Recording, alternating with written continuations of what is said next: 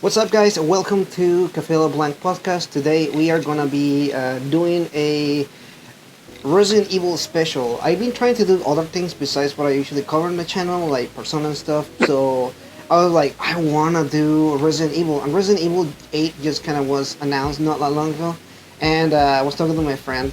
And I was like, "Hey, we should definitely do a podcast about it," because I see her post all the times about horror games, and I'm like, I really want to talk about Resident Evil. So I was like, hey, do you want to come to the channel and do a podcast? So thank you so much for joining me today. If you want to introduce yourself, go ahead. To be fair on that note, I couldn't say yes fast enough.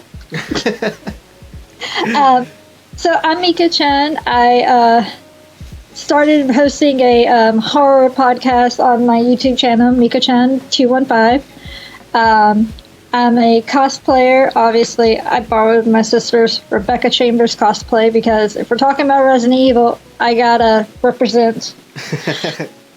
I'm known for doing panels at conventions, and my specialty is horror genre, video games, especially horror video games. My Trinity, Fatal Frame, Resident Evil, Silent Hill, all about that. And yeah, I'm a horror fanatic. A lot of friends call me the Queen of Horror. So when someone asks me, do you want to talk about horror games? Yes. Any day. Time, place, date, everything's dropped, done. Awesome. Well, thank you for coming in again. I am excited to talk about this. There's a lot of stuff to talk about. So I'm gonna shoot you with the hardest question right off the bat. What is your favorite Resident Evil game?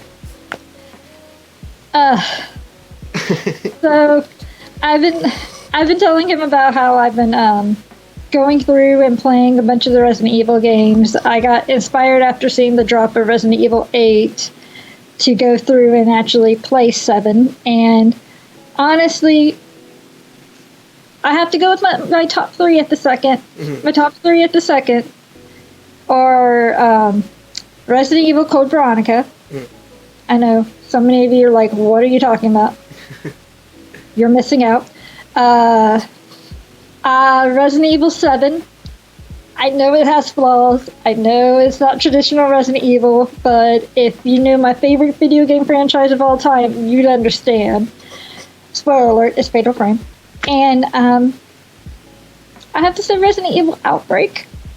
Resident Evil Outbreak as your one of the top 3. Cool, interesting. Okay. So if you're talking about the top 3, I guess I'll give my top 3 and everything.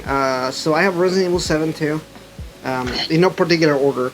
I just love how different it went from traditional Resident Evil, at least like in not a bad way at all. Like I actually enjoy that so much, especially because I played it on VR the entire game, and I was dying. Like the first like I would say like 4 or 5 hours are like pretty horror heavy.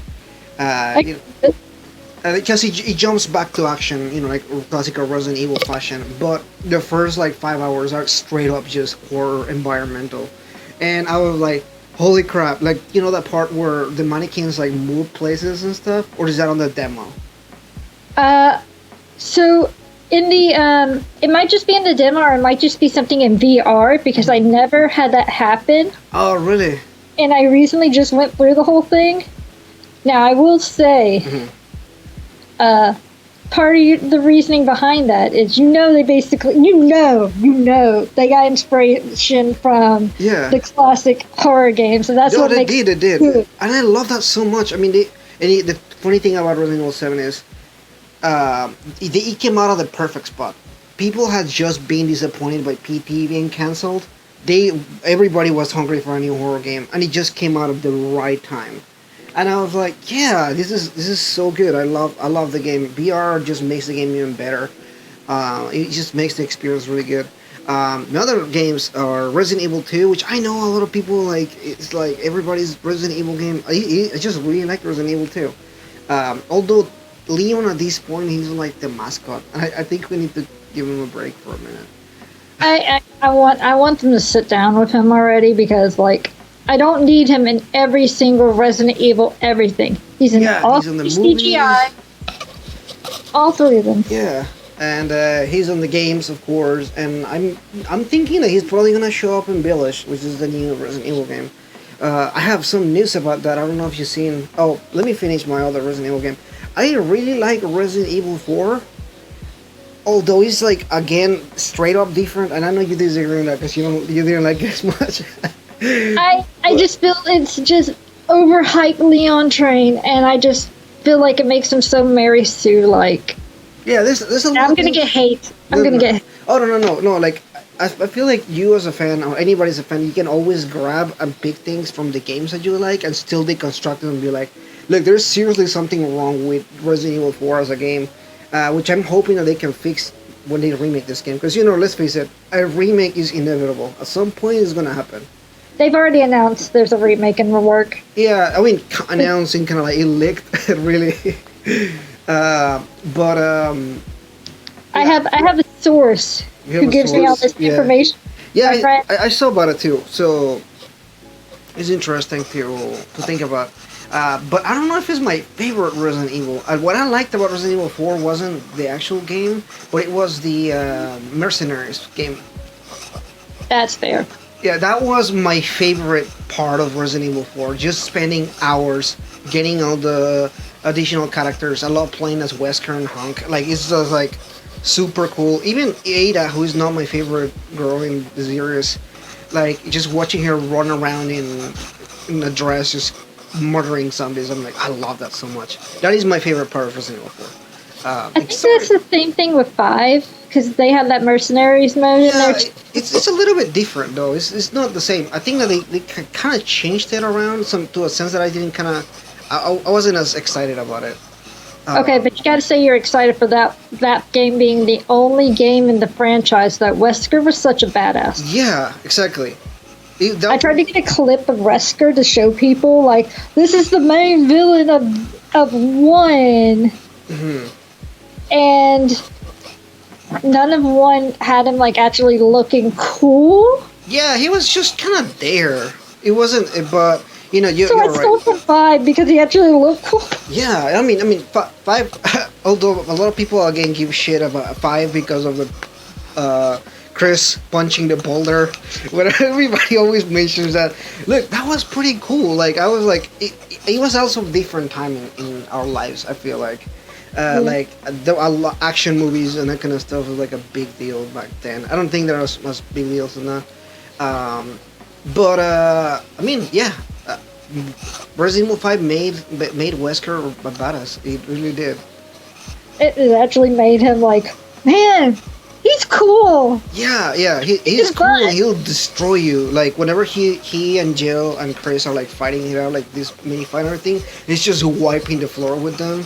I was like, yeah, because the only other time that we see them actually like being superhuman is on Code Veronica. Oh yeah. That's like the other time that I can think of where we actually see him like destroying people. I remember being really scared of him in Code Veronica because he just randomly shows up and disappears when he's talking to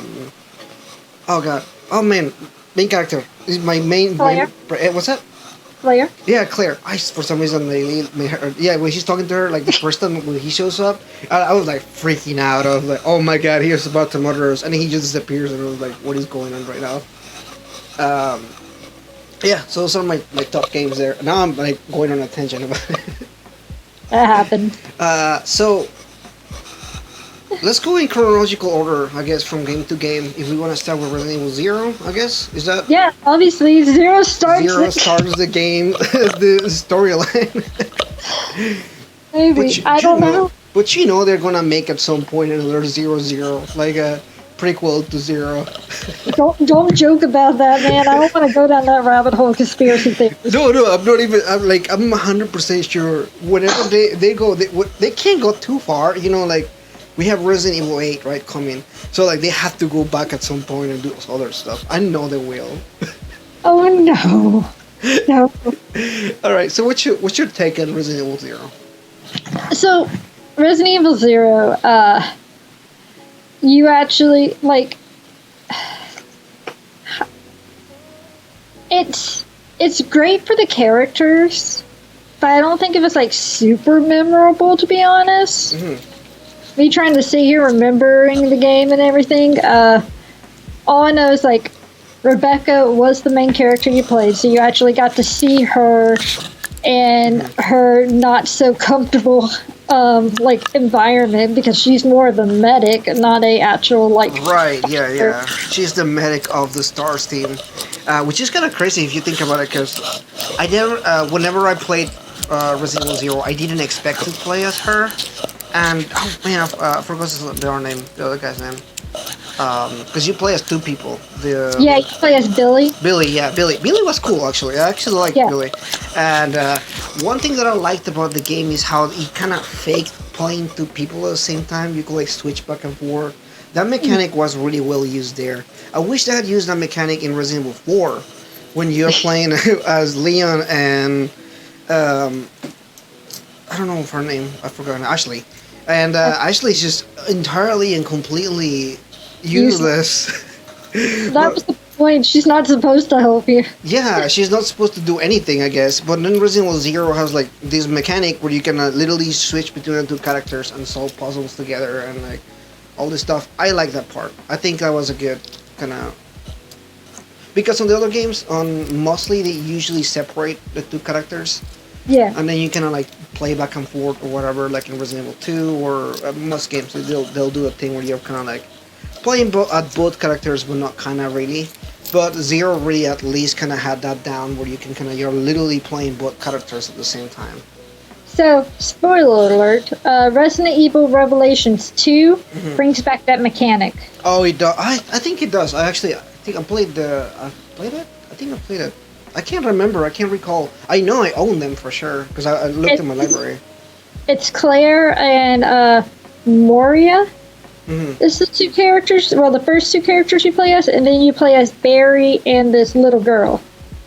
Oh, okay. So the story kind of moves forward, and then you switch forward, or how does that work? Like you switch between you play as Claire and Mori at one point, and Moria, I think it's her name, something like that, is Barry's daughter. Oh, okay, that's cool. So they're kidnapped, and you're playing as them trying to escape, and then you have Barry coming trying to find his daughter, and he runs into the little girl, and so him and the little girl, he's protecting her, but at the same time trying to find his daughter. Oh, that makes sense. Yeah. So the two stories converge at some point or something, right?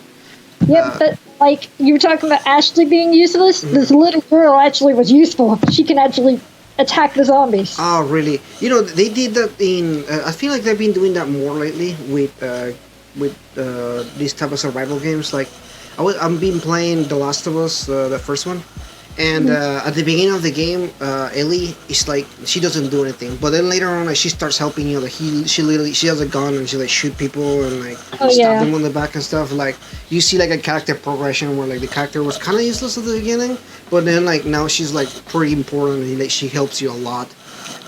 So I love that. I love that they have like at least kids like be somewhat useful and it kind of like almost like. I don't really want to have a kid as a companion because they suck, but you know, like in some examples, they're actually pretty useful to help and everything.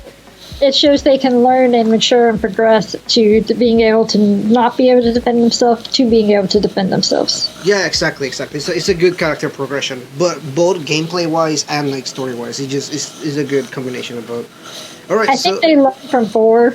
Yeah, they definitely. I hope they learn from 4. Don't give us a useless character that just gets kidnapped all the time because you're just going to make us mad. Yeah, oh my gosh. I cannot... There's a part in the castle where you have to solve this puzzle thing. Well, obviously, because there's like a million puzzles in that game. But it's in the castle and there's like the priest that are attacking you. And you have to go up and you have to send her over to turn this thing. But you're literally getting attacked by things, and she's over there moving a crane or something.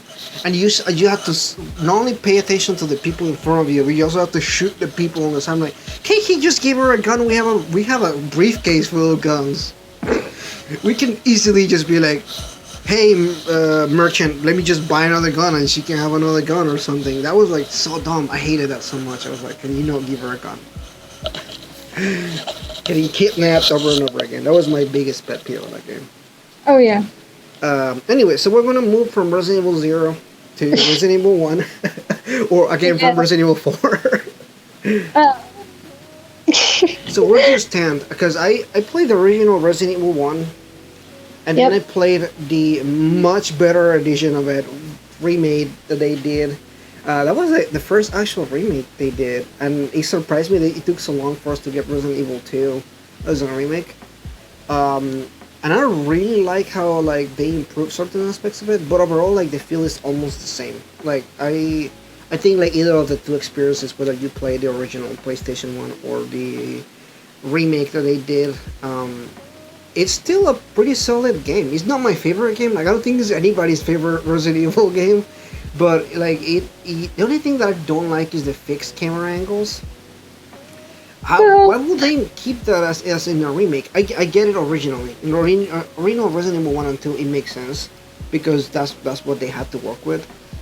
But the remake had better technology, and they could have easily added a third person perspective camera. so the reason behind that, at least this is my theory, is that all the classic horror games they use the fixed camera angles as a scare tactic. Because since you have fixed angles, something as you're turning the corner, even though you can't see, and it frustrates you, you can't see, something could be there starting to attack you. Yeah, yeah, you're right. It happens a lot on horror games. Hadn't thought about it like that.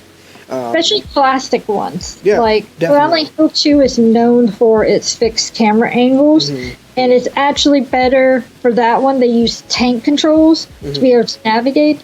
And if you're using fixed camera angles, tank controls actually work the best, so you can Oh yeah, actually. definitely. I mean that does make sense. I just wonder why they didn't think about that part of it, because I don't know. In my mind, I'm kind of like I like that fixed angle for certain aspects. There are some aspects that I really will wish that they kind of like went away from that. I don't know. It's like a give and take kind of thing. You take some stuff, but at the same time, kind of like you lose some of that stuff as well. I think part of it, they're also, at that time, they were afraid to deviate at all from the original. Yeah, they want to make it as faithful as possible to the original remake, which they actually did. Like, if we're talking about like good remakes overall, like it may be the best remake because it's literally almost the same thing but in HD Better quality graphics. and everything. In graphics, exactly. Which is when you think of a remake, that's literally what you think, right? That you want just the same thing but in HD, right? But then Yeah. you look at now like Resident Evil 2 or Resident Evil 3, which not only did they like reworked everything story wise and everything, but they also like obviously you have the new graphics and new gameplay and everything like that is like way so different from the original stuff, which is not bad because I did like the remakes, but I feel like staying to the original source of the game, like it works really well for that game. Well, part of the reason 2 went away from, like, they deviated and didn't make a true faithful. When I say true faithful remastering or remake, I mean like one for one. Right? Yeah, I know. So 2 deviated from it because it wasn't originally Capcom that started the remake. It was Oh, I didn't outside. know that. Oh, Yeah, cool. a group of developers started remaking the game and everything just to remake it. And then Capcom came in and was like, hey, you need to stop. We're going to actually remake it.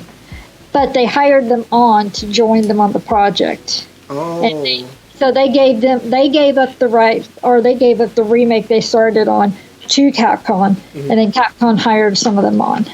Okay, that makes sense. That's why we probably got Resident Evil 2 and 3 so quickly from each other. They already had another team working on it. Okay, that 100% makes sense now. Which I guess takes us to Resident Evil 2. Well, hold on. Hold on. Oh, wait. I haven't heard you about. I haven't heard about. Oh, Ben, I'm jumping the gun here. What are your thoughts on Resident Evil 1? Yeah, I was like, we haven't even mentioned some of the best characters that come all over. All right, go. Give me your best. So you got Jill Valentine, an ex-thief, who are master lockpick person who doesn't have a lockpick on her at the beginning of the game, but she's the master of lockpicking. Oh man, don't even remind me. Because Resident Evil 3 does that too. Master of lockpicking does not have her lockpicks. Why is that even a thing? Yeah, I remember being so frustrated about that at first. I'm like, what? Why? I mean, like, I don't even want to go on a rant about getting a lighter as as a tool. There's so many things that make no sense. Yeah. You got Chris. You got Chris Redfield, who comes back in the series later as the meme who seems to be forever on steroids. He's on steroids, but somehow like his muscle weight goes from this to this to this to this. He don't know what he. Oh man. You got Albert Wesker, one of the best villains I've seen in a long time. Oh yeah, But definitely. that's after 5 came out. All right. Resident Evil 1 hyped him up a lot, okay? It hyped him up it to just do didn't it. deliver. But it really hyped him up a lot. You were expecting him to, like, transform, and we don't really see much of him, although he's, like, the main villain and we know he's behind everything. I think that game was just a giant build-up for the series. Yeah, and for not even him. Yeah, exactly. I don't know. It's interesting to think about now because now we know the games in retrospective in a completely different sense.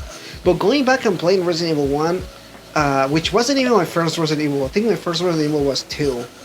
And then I went back and played Resident Evil 1 because I was like, this is 2, so there's gotta be another one. So I played it 1 and I was like, it just felt so limited because you're in the mansion the entire time. And I love the mansion aesthetic. Like it's just so beautiful, like scary beautiful. Gothic beautiful. Yeah. So obviously Jill is amazing. I love Jill. She's probably one of my favorite characters in the series. Even though she has no lockpicks for both games that she's in. And then comes the last character of their little ensemble because all the other STARS members don't really matter. Yeah, exactly. Well, that is why I'm thinking that we could get more games in like spin-off games like outside of Resident Evil 0 where we actually play as the other STARS members. Because you hear about them all the time. They talk about them all the time. Or when you go to the STARS office in Resident Evil 2 and everything, but most of them died. I know they died. I know Like they did. you witnessed them in like 1 and 0. Some of their tragic and Yeah. 3 and 3. And 3, yeah. So no, what I'm saying is like I would like to play a game like before they're dead, like watching them actually do missions or something. Yeah, wouldn't that be cool? But I don't know if that will even make sense because that will be actually a game at that point. That would be before the virus comes out. For a virus, unless they do other stuff. I don't know. But Resident Evil is straying away now with werewolves and vampires and stuff. So whatever that looks in. We'll talk about 8 in a second. 8 is a trip. But the last character, the entire meme of that entire game is Barry Burton, who talks about wanting a Jill sandwich. Oh man, Barry is a trip, and I love Barry. That game cracked me up so much. It's a cheesy. I forget how cheesy the Resident Evil games are. Like the dialogue is just so funny. It's like they were delivered so emotionless sometimes. Yeah. And like the first one, the original 2 and 3, Revelations 1, they're all really emotionless and dry, and there's like no 3 dimensions. Yeah, there's like almost no delivery to the lines. It's just like, okay, read the lines. What's going on? Just read the lines. Hey, at least we got voice acting. Because if you think about it, like RPGs didn't get voice acting for such a long time. But these games do. So it's cool. I mean, like I like that we actually got voice acting to it, and the backgrounds, for example, like it's just so interesting to think about because for a game of the age, if you go back and play Resident Evil 1, not the remake, the original one, it still looks pretty good. The backgrounds were really well made. I admire that a lot. Although the characters, like, they're so blocky, you can't even see their faces. Hey, now don't knock my blocky characters, okay? That's the true age of start of Exactly. white-faced husbandos. That's a true take right there. Oh well, I mean, if you really go back and look at most PlayStation One games, you cannot even see their faces well. There's like it's a whole meme about it, but it's part That's of the what charm. strategy guys are for. Yeah, that's that's the charm of the. I just take off my glasses and I kind of see something there. I see what you did there. All right. So, do you have any other thoughts on Resident Evil One? Nope, now we covered the important bits. All right. So Go to two. we're gonna move on to Resident Evil Two. Everybody's either loved or hated game. It's like in this. It sits in a weird spot where it's either everybody's favorite game or they hate it because it's the game that everybody refers to, or Resident Evil Four, which we'll also talk about in a second. So. Yeah. I think the fans who like 2 the most don't care for 4 too much, and like vice versa, maybe. Yeah, I think so too.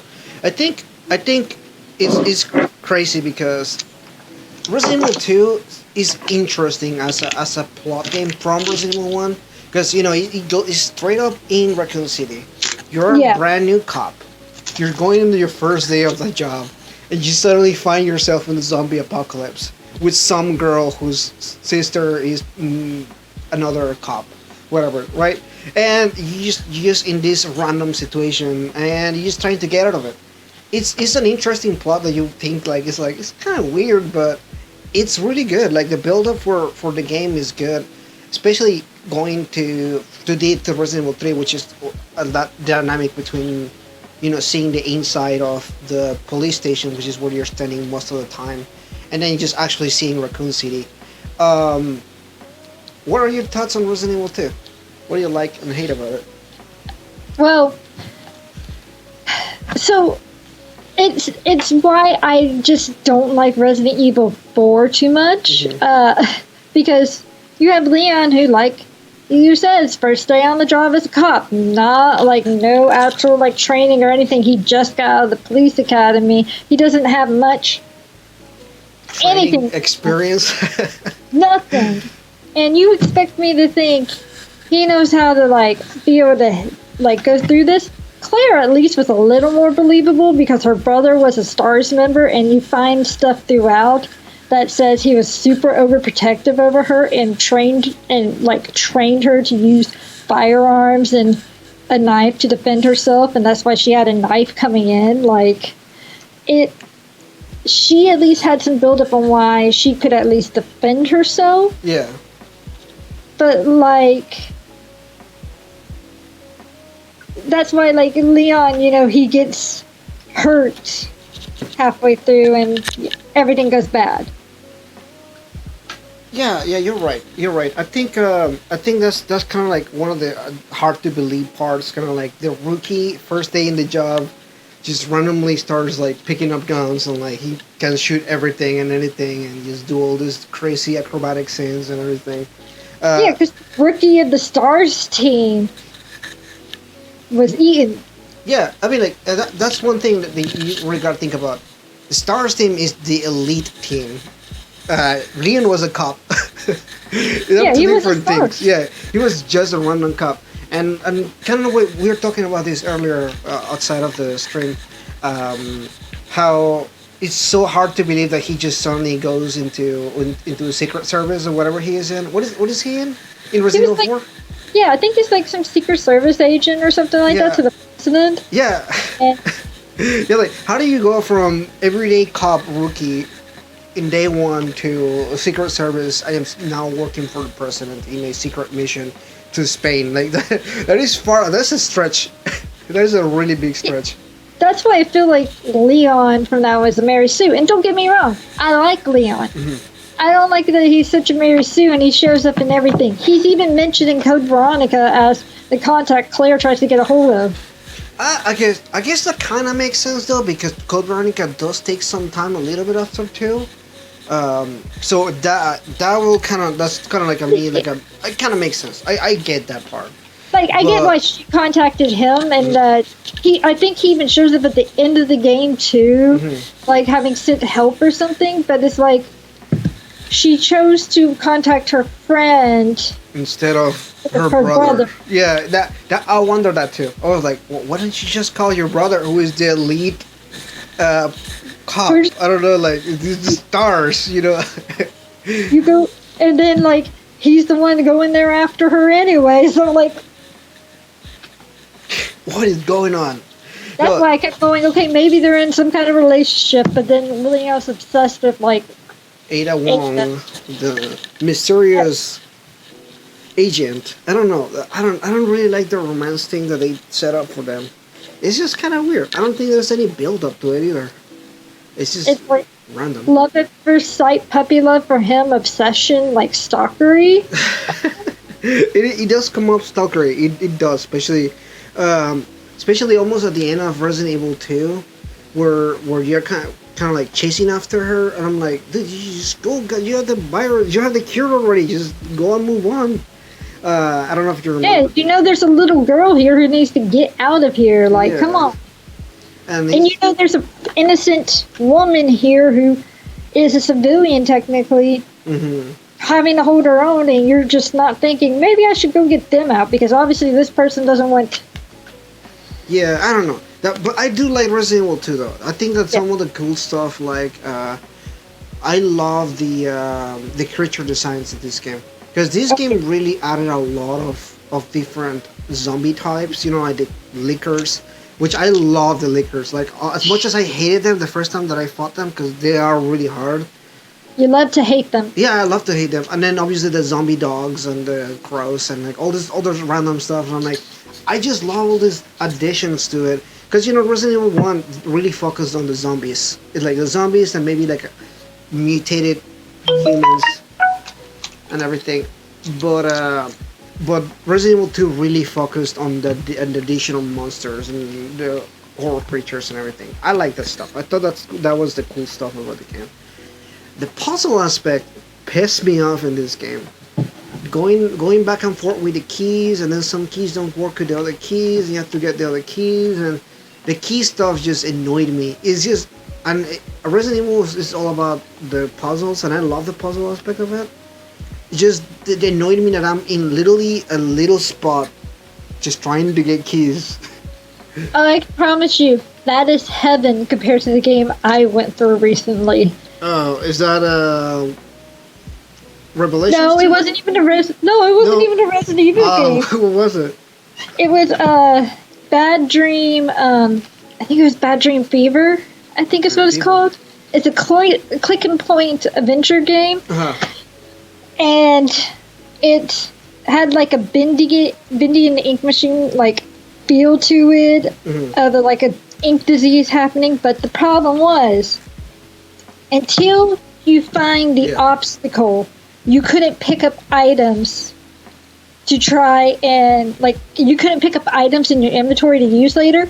You couldn't do that until after you went to the obstacle, realized it was an obstacle, go back and find the items That you had sounds to use. dumb. That's like, oh, there's a key card right here. I obviously gonna need that key card. You go to the key card that reads the card. You're kind of like, well, let me go back and pick it up, I guess. Yeah, like literally, this was the one that drove me up a wall. There was a padlock, and one of the dials didn't work, so you had to go get oil to lubricate it. And I had no idea where it was. I went looking everywhere in this world clicking, so I had to go look up a walkthrough to figure out what was wrong. Find out I had hover over it at one point and didn't realize because it wouldn't let me pick it up. Went and picked it up, took it back, used it, tried a couple of combinations. Nothing worked on the lock. Only to exit out for the lady to call me. She's like, "Oh yeah, I've got a key for that. Use a rock." That sounds so frustrating. That is very, very frustrating. So I can tell you that sounds like heaven compared to me. At least you can pick up the keys. Yeah, for sure. No, I totally get it. No, it's annoying. That was one thing that I just kind of like. I love the puzzle aspect. For example, Resident Evil 7 has a healthy amount of puzzles. You go to the section. Did you do the puzzles? Like, I love that puzzle thing that they did where you pick up a shape and you kind of like try to match the shape and everything. Those drive me crazy sometimes. Oh, 'cause I couldn't really? get I love those. I thought they were cool. I was like, ah, that is creative. That is different. I don't have to find a key. Just have to match the stuff. I like this stuff. It's Um, cool, but I had to have sometimes get so frustrated. I would give it to my husband, who'd be like, "Okay." that happens sometimes. No, but puzzle aspect is obviously like a big deal in Resident Evil games.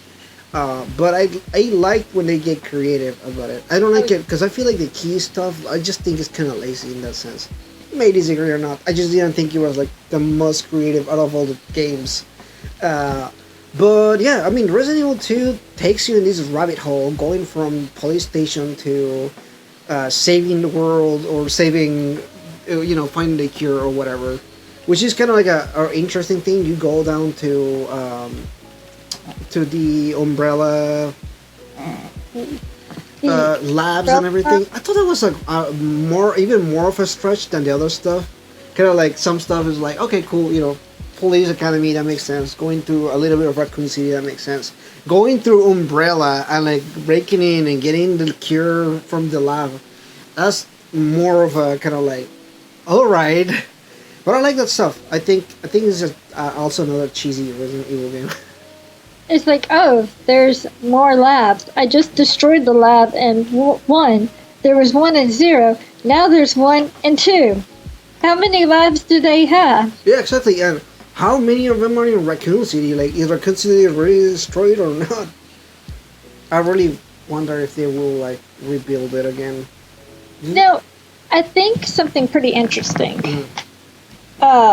Because when you talk about two, you also have to talk about the remake and what the remake did. Mhm. I like the fact it expanded upon the existing lore in two that was already established. And you got to do things like you got to play as Sherry at one point. That's right. Yeah. And then, like, you got to see how insane the police chief was, who was like being shady and Oh running. my god, yeah, I love that stuff. I hated it because I hated the guy, but he was such. I was like, oh my god, I wish we could just go and punch this guy right now. And the fact that Sherry, as a little girl, had to deal with this monster, this actual human monster, and not zombie monster. Yeah, yeah. And then just the fact that, they mentioned there was an orphanage in the original, Hmm. but the fact that in the remake you got to go into the orphanage. Hmm. And that was neat. Yeah, there's a lot of stuff that Resident Evil 2 the remake, and I think that's why this remake succeeds so well, is because they added so many other aspects to the game that weren't there that kind of really work well for that. And that's beyond just gameplay and other aesthetics, because obviously the RE engine, which is working fantastic for Capcom right now. I mean, let's face it, Resident Evil 7 through 3 and Devil May Cry, they just look beautiful. It's easily one of the best engines going on right now in the market. I had some mixed feelings about that, but it's just I feel like the character design they used for Claire, Yeah. it reminds me way too much of Ellie from The Last of Us. I think so too. Yeah, you're totally right. I think. And that's what bugged me about her, Yeah. because I'm used to how she looked in Code Veronica, the artwork, the CGI movie. And then I also get to Revelations, and they kind of made her look different there, and it kind of looks like it's the in-between step from Code Veronica CGI to the RE2 remake, which was weird. I think what they were trying to do, maybe make her look younger, to kind of have some character like an older progression, because like she looks really young. Like she could easily be confused for like a 21-year-old or whatever. I don't even know what her age is. Yeah. Like she looks really young in Resident Evil. She could have been age. Yeah, because I feel like she in that game she just looks super young. I was like, I don't know, she's just like a child, like you said, like Ellie from The Last of Us, like a child teenager. I don't know how to explain it well, but that bugs me because she's supposed to be a college student. Okay, yeah. She should look a little bit more mature. I agree with that part. I think that they could have used either a different model for the character, which don't get me wrong, the model that they used for her is beautiful. She's a very attractive lady, but it just doesn't match with what we have seen so far for her. However, her character costume and everything, I really like because they reworked it a little bit differently, and I like that costume. I thought the costumes were cool. As long as it's got the thing on the back, that's all I care about. Like her wings and stuff. Yeah, yeah. That is part of her design. Like that's gotta stay there. Yeah. Yeah, because that goes all the way from like to the remake she has it on, or she has. I think she has it in the remake. I hope she does. I'll She be upset. does. It's a custom thing where you can switch customs, and you can have OG custom which has it, and then the other one I think she just has a leather jacket, like a red leather jacket, and But then like, there is. Code Veronica, I know she has on the back of her like new jacket. Just 1 second. Sorry about that. I can't really think about it. I don't remember. Code Veronica? It used to be a Code Veronica? I can pull. Oh, Code Veronica, yeah, she has it there. Okay. She has the design at least on the back. Okay. Yeah. I don't think remake does. Although again you can get the original custom, which is obviously the original one. Yeah, I can't think of it. And then she has this because originally they were not gonna be using Claire. They were gonna be using this other character. I forgot her name right now. A biker.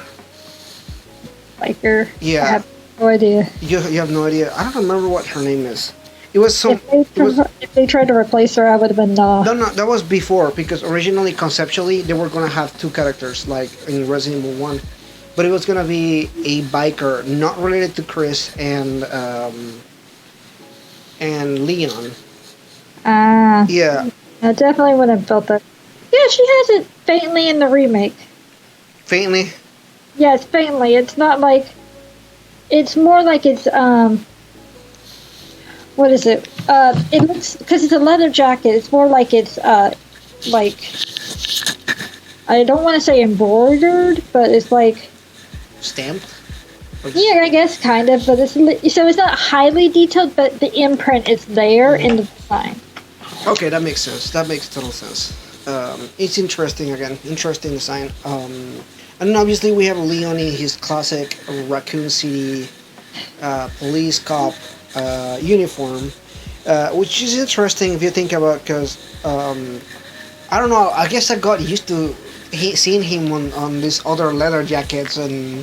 Cause that's what he wears, right? Usually the leather jacket. That's his signature thing. So seeing him back again in the rookie cop uniform, I was like, oh yeah, he has a cup. Cop. If you. You mean Superman? He was Superman. Him and Chris could lift the rocks. That's why they were like, hey, we're gonna make them have this rivalry thing in the CGI movie and have it in 6, and it's totally gonna make sense, I promise. But they're just gonna be like rivals or something at each other's throats. That's so dumb. And they did it in 6, kinda, sorta, but it didn't make sense because they should already know each other by that point. But yeah, I will mention because we had I think we had a conversation no, it wasn't you. I posted about things I realized in Resident Evil, playing the franchise and looking into it. And one of them, I was like, when is Billy coming back into the franchise? Yeah, you know what? That's one thing. Like Billy, I want him to come back, but isn't he like in jail? No, Rebecca let him escape. Okay. Oh, he did. Yeah, that's true. That was the end of yeah. And then obviously we have Carlos, who I don't know. He went MIA there, right? We don't know what happened to Carlos at the end. Yeah, he was a mercenary. I think he should have been okay. He made it out alive, but like he went somewhere different. I know in the Resident Evil books. Yeah. Not the books based off the movies, but just the actual books. Yeah, the lore books. Yeah. They mention Billy comes back and plays the character in like one of them. Interesting. I'll be back in like 2 seconds, so you can keep telling me more about it, or tell him about it. Be back, okay? Okay. But yeah, I really want Billy to come back because he was just this cool, badass Criminal. I am back. We're back. Back. We're back. Welcome back. Thank you.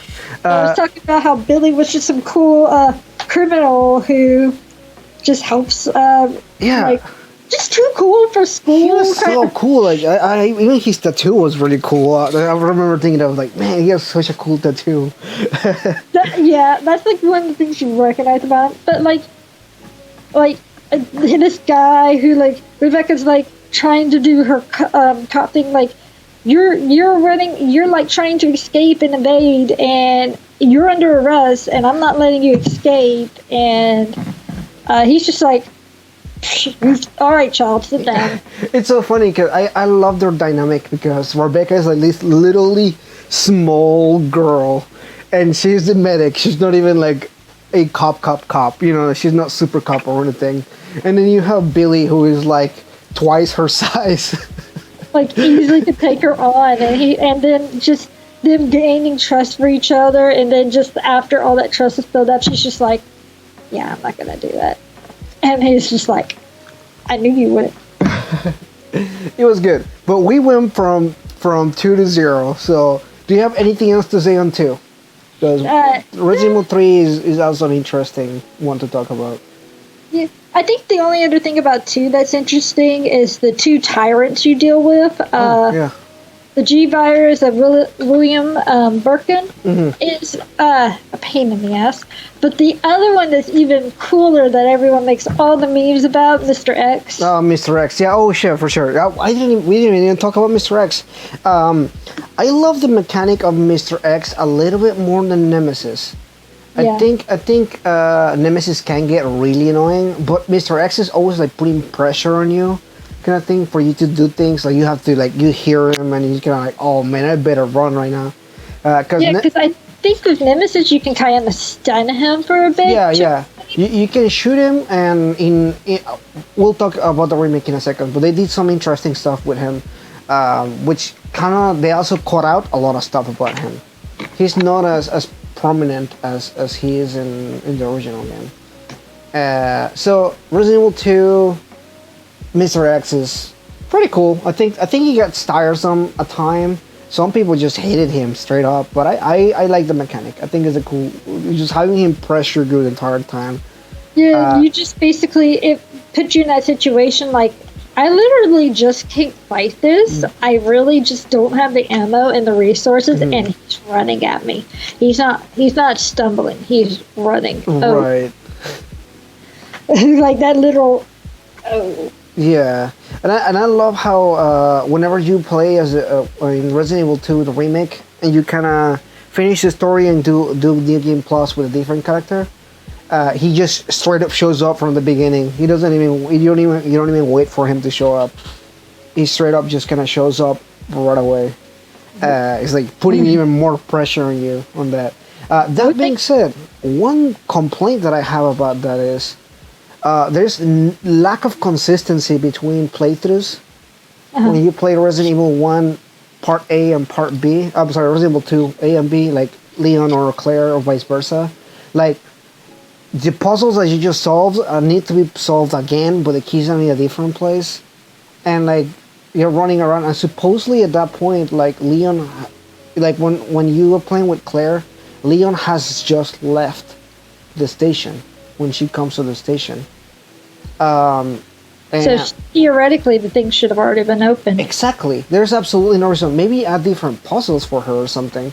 Maybe there's some other stuff that she can do, but does it make sense for you to go and find keys again? And like Leon already opened all their doors. Like you already solved the puzzles and everything. Yeah. And then you go and the puzzles are in different locations and stuff. It just gameplay wise, I guess it makes sense. But when it comes to like story wise, it just baffles me a little bit. Yeah. But yeah, that's my only complaint on Resident Evil 2 remake. Otherwise, I love the remake. It was good. I can tell you, if you ever want to have a bad time, something that I did with my father and sister was Resident Evil 2. We would play through as far as we could go, using whatever we wanted, but we were only allowed to use one healing. One healing. Oh, man. And so we had to get as far as we could on one healing, and then when we died, the next person picked up. Oh, And that is cool. That is actually pretty cool. It doesn't sound bad at all. It sounds pretty good. well, yeah, the original is not too bad. Mhm. If you play the remake, it's a bad time. Oh, you because- will die pretty quickly. Yeah, that game kills you fast. But he also come, especially like the first time that you had to get the zombies and everything. I was like, the zombies in this game are very aggressive. Well, it's not so much that. It's Mhm. just in the remake, they really, really, really made ammo more scarce. Hmm. And say you have a different tactic than someone else. Because me and my husband started doing this. Mhm. And I would play, and me going, I don't want to waste my ammo, Hmm. would start running from them, Right. Yeah. which would leave zombies in in that area. If I had died before having to go back through there, he would have to pick up and go through there with the zombies. Oh, yeah. It makes sense. Yeah. His tactic would be to kill them. Hmm. So if I'm on like next to no ammo because he's been using it to go back behind me, Mhm. and then I had a fight, I have to actually fight something. It can get pretty hard. I see that now. Oh, yeah. Yeah. It's Interesting. fun, but it's also like stress. Yeah, but it sounds fun. It sounds like a fun thing to do. I may do yeah. that at some point. All right, so we have Resident Evil 3, the easily most disliked Resident Evil game in the line in the no, that's 6. But it also sits there. I think a lot of people don't like 3 for a lot of different reasons. And a lot of people like 3 for one reason. Yeah, exactly. So let's go ahead and talk about that. So what are your thoughts on Resident Evil 3? So a lot of people, the only reason they liked it is because the original Resident Evil had Jill running around in a tube top and miniskirt. Yeah. That is like one of the reasons they liked it. And I guess their favorite Resident Evil monster was the Nemesis. But Right. other than that, I can't imagine. Resident Evil 3 just hits at a weird spot for me because the concept of it sounds like it will be really cool. I mean, you are literally in Raccoon City, a ground zero where things are going down, right? It sounds like it will be super cool. And it is, in some aspects, it is really cool. It's cool to explore around the city and kind of like seeing it literally getting destroyed by zombies and stuff. And So that was the thing that threw me off always Yeah. about how 3 and 2 sit in the timeline. Mhm. Because theoretically, it happens when after Jill gets back from the mansion and she's at her home, and all of a sudden, like, the outbreak happens and she's trying to leave the city and is exploring the city and stuff. Mhm. Same time, Claire and Leon are coming in, but they don't intercept at all. Yeah, exactly. So I think what it is a different on locations. Like they are going towards the police station, and she's going away from that. But she also goes to the police station at one point, so that's why Yeah, exactly. how did they not? How did they not meet? Exactly, and that tripped me off in the remake too, because you also revisit the police station in the remake. Even if it's for a minute, it just feels super nostalgic. At that point, I was like, "Oh my god, we're at the station again." Although at that point, I love that they actually have consistency because you don't have to solve the puzzles anymore. You don't. So they fixed They the. fixed that. In Resident Evil 3, you just have to go and do some things and everything. Some keys, some still require keys, but like it's like one or two. But all of them, most of them are like open already, or you can't go into that location or something.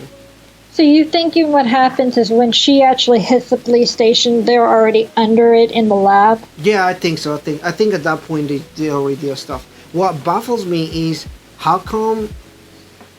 Well, I kind of know the answer to that because Nemesis is only attacking the stars. That's his mission, right? But I'm feeling like he could have also attacked maybe Claire being the sister of a stars member. Like I feel like that may be like kind of those things. But Nemesis is we were just talking about how I like Mr. X. Nemesis in the remake at least is easy. Like he's as long as you're running from him or away from him, like he's easy. The other thing is when you knock him down, he actually drops things. Like he drops important stuff. Like I think I shot him with one of the grenade launchers, and then I picked up ammo for the grenade launcher, and he dropped like 6 of them.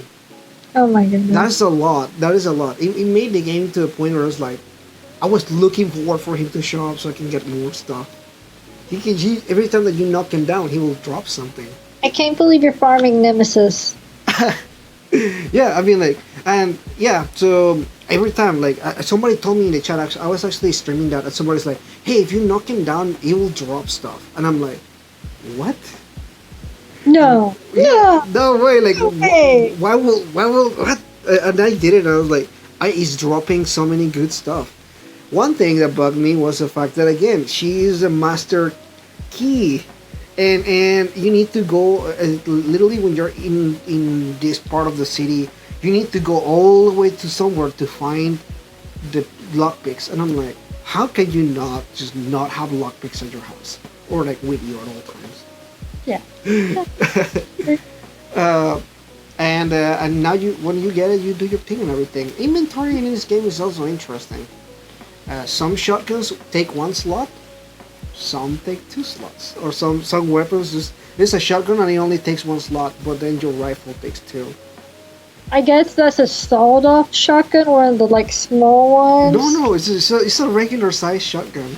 And I have no idea. Those physics. Also, it's one of those things that I feel like that's the worst inconsistency on Resident Evil games that I just want to like to talk about. Inventory in Resident Evil is a nightmare. Every Resident Evil game has like a different inventory system. There's no consistency to them. Oh, I think my favorite thing is the Magnum taking 2 slots, even though it's about the size of your. Exactly. That's what trips me too. Just because it's a better powered weapon. Mm-hmm. That's right. Yes, right. Yeah. They added upgrades in Resident Evil 3 too, where you find different upgrades to it, just like in the original game. But the upgrades also make the gun bigger and stuff. So let's say that. Wow. Yeah, let's say that you have a shotgun, right? Or whatever, and then you add an extra barrel to it. Now it takes up more slots in your inventory? Yeah, it'll take another slot in your inventory. That is awful. Who would do that? Did you do that to yourself? I did it because I didn't know better. But I won't do it again. You poor soul. Yeah. No. Oh, a silence for this poor soul. Yeah. That's terrible. But yeah, Resident Evil 3 is at a funny spot there. I think that the remake did a lot of cool stuff.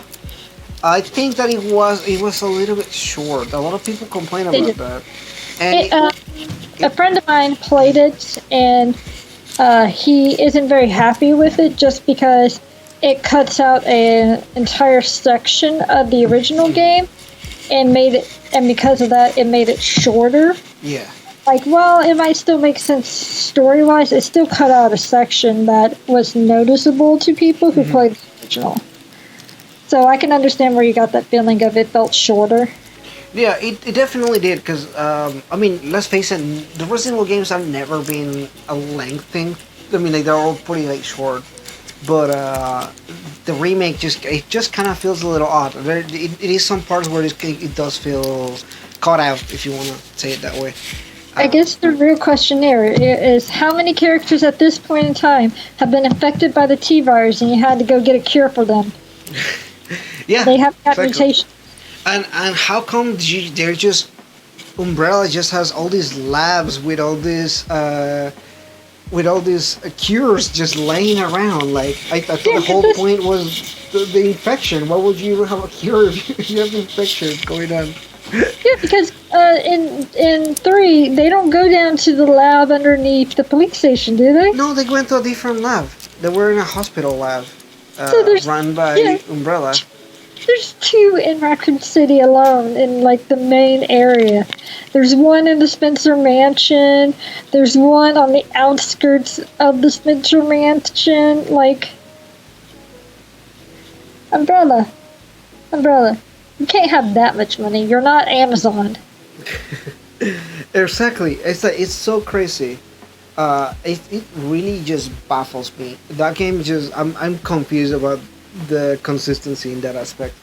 Like the whole point about doing the infection thing is it Jill gets infected right in three, Yeah. and I was like a, oh my god kind of moment. But then like oh there's a cure just down the hallway where we just have to fight zombies. Like okay just let her die. Like why make the purpose on purpose make it so that it's a scary moment or like a oh somebody may die kind of moment. But then at the same time, it's like there's a cure and everything's gonna be okay. And they do this in a lot of the Resident Evil games. Sherry and 2. I don't remember if they do it in 0, but I know someone gets infected in 0. 1, Albert Wesker. So, yeah. Yeah, it's one of those things. It really just I get confused about that. But man, did we need to stop doing that? I feel like if somebody actually died from or got infected and then died, and he's kind of like one of the main characters, it will add more emotional impact to it. They teased about killing off Jill in Resident Evil 5, and we found out that's a lie. Well, that was a gotcha moment. All right, so you have anything for Resident Evil 3 you want to talk about, or you want to move on to Veronica? I don't think there's much left in that one. Yeah. There's not a lot in this game overall, other than Jill and Nemesis, which we already talked about. All right. Oh, Carlos. I want to talk about Carlos before we move. They added a lot of cool stuff for Carlos in the remake. I think they made him a badass character. They really did. And they really expanded the lore of like all these mercenaries. Because you think about it, like Umbrella has enough resources to not only has his own private army, but also mercenaries to kind of go on and clean up the mess. I mean, Hunk. Hunk is... I want a game with Hunk that is not the shitty Raccoon City game. Did you ever play that game? Nope. No, and do yourself a favor and don't. I think my sister has, but yeah. If it's just a shoot 'em up game, I'm not interested. I want plot with my game. I want story and plot and characters and things going on. I want plot so I can try to avoid plot and go side quests and items instead. Exactly. All right, so we're gonna move on to Code Veronica because that is the true Resident Evil 3 game in the series. I was going to say, is there an honorable mention here to quickly go over Resident Evil Survivor? Oh, we'll go through them. I'm just going through Veronica, but if you want to go, Survivor is good too. Oh, it's just a quick thing because no one remembers Survivor. I remember Survivor. I love Survivor. I think my favorite thing about it was being the first person perspective game. Yeah, that's all I could really remember about one is it's first person, and they use that whole classic amnesia trick that some people use. Yeah, it's an interesting game. I think it's good as a standalone game. Just its own little story, kind of hero saving the day and everything kind of thing. I don't think it really adds much to the RE plot or anything like that either. But it is different, and I like that stuff. I like when Capcom gets adventurous on their spin-offs, like the Outbreak games. Which, if you want, we can talk about the Outbreak games soon. Yeah. In 1 second, let's get to them. Yeah. The only thing I have to mention about Survivor is that was back on the PlayStation 1, and I doubt we'll see a remake of that. Yeah, I don't think so either. I think it's one of because it didn't even get a sequel, and a lot of the spin-offs get sequels and stuff. Yeah. So I don't think we're gonna see that ever again. I don't think Ark is coming back ever again. But it was good. It was good while it lasted. I really enjoyed that game a lot. All right. So you were talking about Outbreak, though. Yeah, we're gonna do Outbreak because Outbreak is also during the Raccoon City infection. Thing. So timeline-wise, I think that it fits to be talked about after 3. So the Outbreak games came out at a weird time in gaming. It's like online gaming was just becoming a thing. And before the 360? Because I don't think the 360 was out. It was before the 360. It was kind of like in this it's sad in the early 2000s where gaming was just in a really different spot, and I don't remember how interesting that game at first was because I recently played it again. I own them, and I was thinking about how different it is. Yet, like a lot of the mechanics are still the same and everything. Yeah. I love the mini plot lines that they had for them too. Like you Yeah. were saying earlier, I want some plot in my games. And these games, even though they're spin-off games that are just multiplayer type, they still have their little plot line going on for all of them. Like all the scenarios have plot lines and everything. Yeah, what's so interesting about that is like it predates Left 4 Dead, but I think it inspired Left 4 Dead to go the direction it did. Because it's very reminiscent, it's very much so like that. But the fun fact is, the Outbreak series is technically canon. Because one of the characters is a reporter you can play as, Yeah. and she is mentioned in Resident Evil 7. Oh, Which is nice. Oh. Nice. It's a nice nod, and it's also nice to kind of see that they're acknowledging that the game's still a thing. Honestly, that was one of the things that I was kind of very disappointed on. They did a gameplay for an online game for Resident Evil 3, Mm. and it's neither Mercenaries or Outbreak, and I was like, you have perfectly good gameplay already. Like, either Mercenaries or Outbreak could have easily sold so much better than whatever ripoff you were trying to do of. What was it that they did? They did a ripoff of the. For RE3? Yeah, RE3, the online game that they did. Oh, the Resistance thing? Yeah, the Resistant thing. Yeah, they did Resident Evil Resistant, and I think they made it a ripoff of this other online game that is popular right now. The horror surviving game where you play. Oh, the Dead by duel. Daylight. Yeah, exactly. That's pretty much what it is. Because you play as Mr. X or Nemesis, and Wow. you try to survive. So it's either one or the other kind of thing, which is So- literally like a ripoff of Dead by Daylight. But then you have Outbreak, which is again super cool and it works so well. Gameplay is fun and it really focuses on every character has a specific skill type. Yep. And all of them is literally about teamwork. And what I liked about the game also is that the AI is so good. Like it's not bad AI where they're dumb or anything. They'll really help you and everything. And I love how there was an infection type where like if you were bitten or if one of the characters were bitten, they will turn into zombies in front of you, Oh. and you have to fight them and everything. It adds kind of like almost like an emotional impact to the fact that you spent 2 hours playing with this one character and they got bitten and infected, and you're kind of like, oh crap. Yeah, that's actually pretty good. Actually, since you mentioned AI, has there ever been a time when the AI screwed you over? Oh, many times, and we're just talking about in gaming in general and Resident Evil because they're Or when an AI has actually scared the crap out of you? scared me. Yeah, you know what?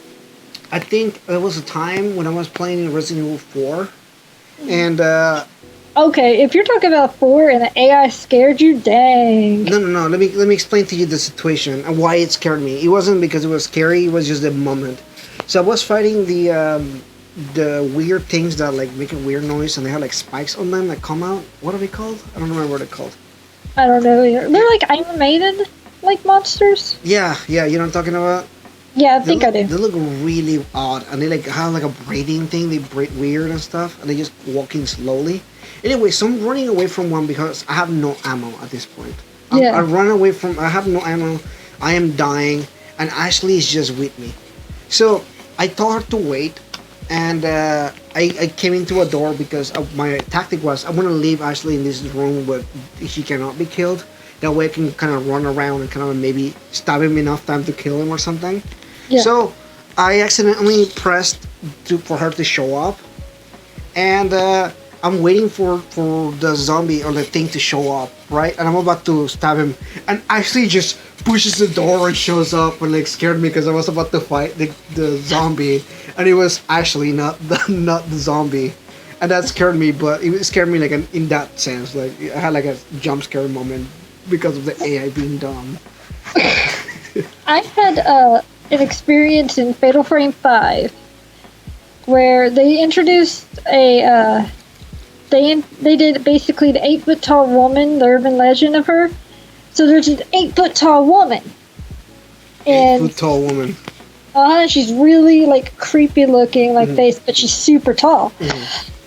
I was inside a building on the second floor. Like I was on the second floor of this building. I go into this hallway, this like stairwell hallway, and I'm on the second floor. And all of a sudden, I just see this figure just all the way at like eye level with me, over the band. Like not even eye level with me, but like here's the banister, here's the figure, and all kind of like this, and I can't even see their face. They're that tall, and I'm just like.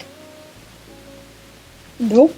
Because there's no way physically you can be in here, and you're in here, and I can't see your face. I can't fight you. No.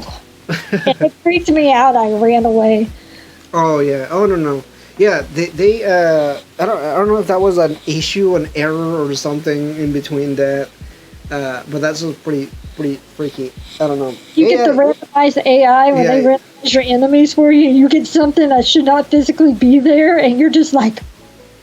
Oh yeah. That's what happened on the first time that I saw the chainsaw guy in Resident Evil 4, and I'm running away. Like I had no idea the chainsaw guy. I had to fight the chainsaw person. I thought I could just run from it, but there's literally no exit, and I'm like running back and forth and everything, and then suddenly I have like, okay, I'm just gonna go in the door in like the church thing, tower thing they use. In the main entrance, and I go up, and I didn't realize that it can also go up. So now I'm in this close spot right here, trying to run around, going back down, and the chainsaw guy is just like chasing me, and we're in this really tight spot together. Let's just say it was a terrible choice of decision. I don't even know if the chainsaw person should be going up the stairs. Like I thought I could just get a breather or something. It has the technology to use stairs. Oh no. We briefly talked about the Outbreak series. Oh yeah, we did. We can go back to that.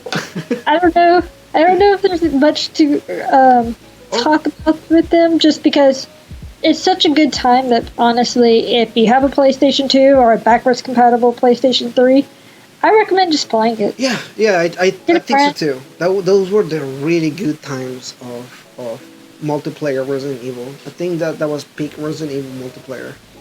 Yeah. So definitely. Encourage everybody to play those if you haven't already. So now we're actually going to talk about the game that I've been wanting to talk about, Code Veronica. The first thing I have to say about that game is that opening sequence of Claire just being a badass. Yeah. Have infiltrated the building with the helicopter, like, shooting the windows, trying to shoot her. Like, that whole sequence up until she getting caught. That. Yeah, it's... my queen. I love it so much. I think he has one of the... It's very actiony. I mean, like the fact that you have two machine guns that you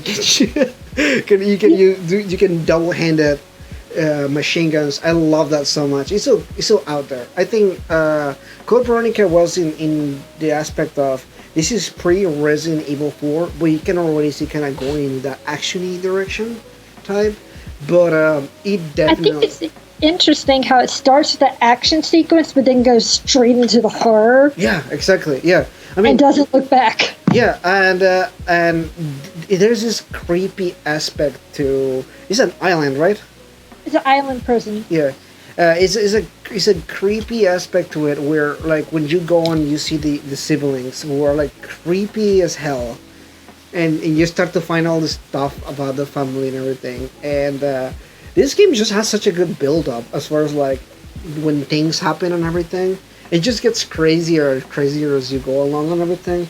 And honestly, like having Claire again with a brand new other guy who is totally almost not Leon. Yeah, and kind of pathetic. Yeah, he's pathetic.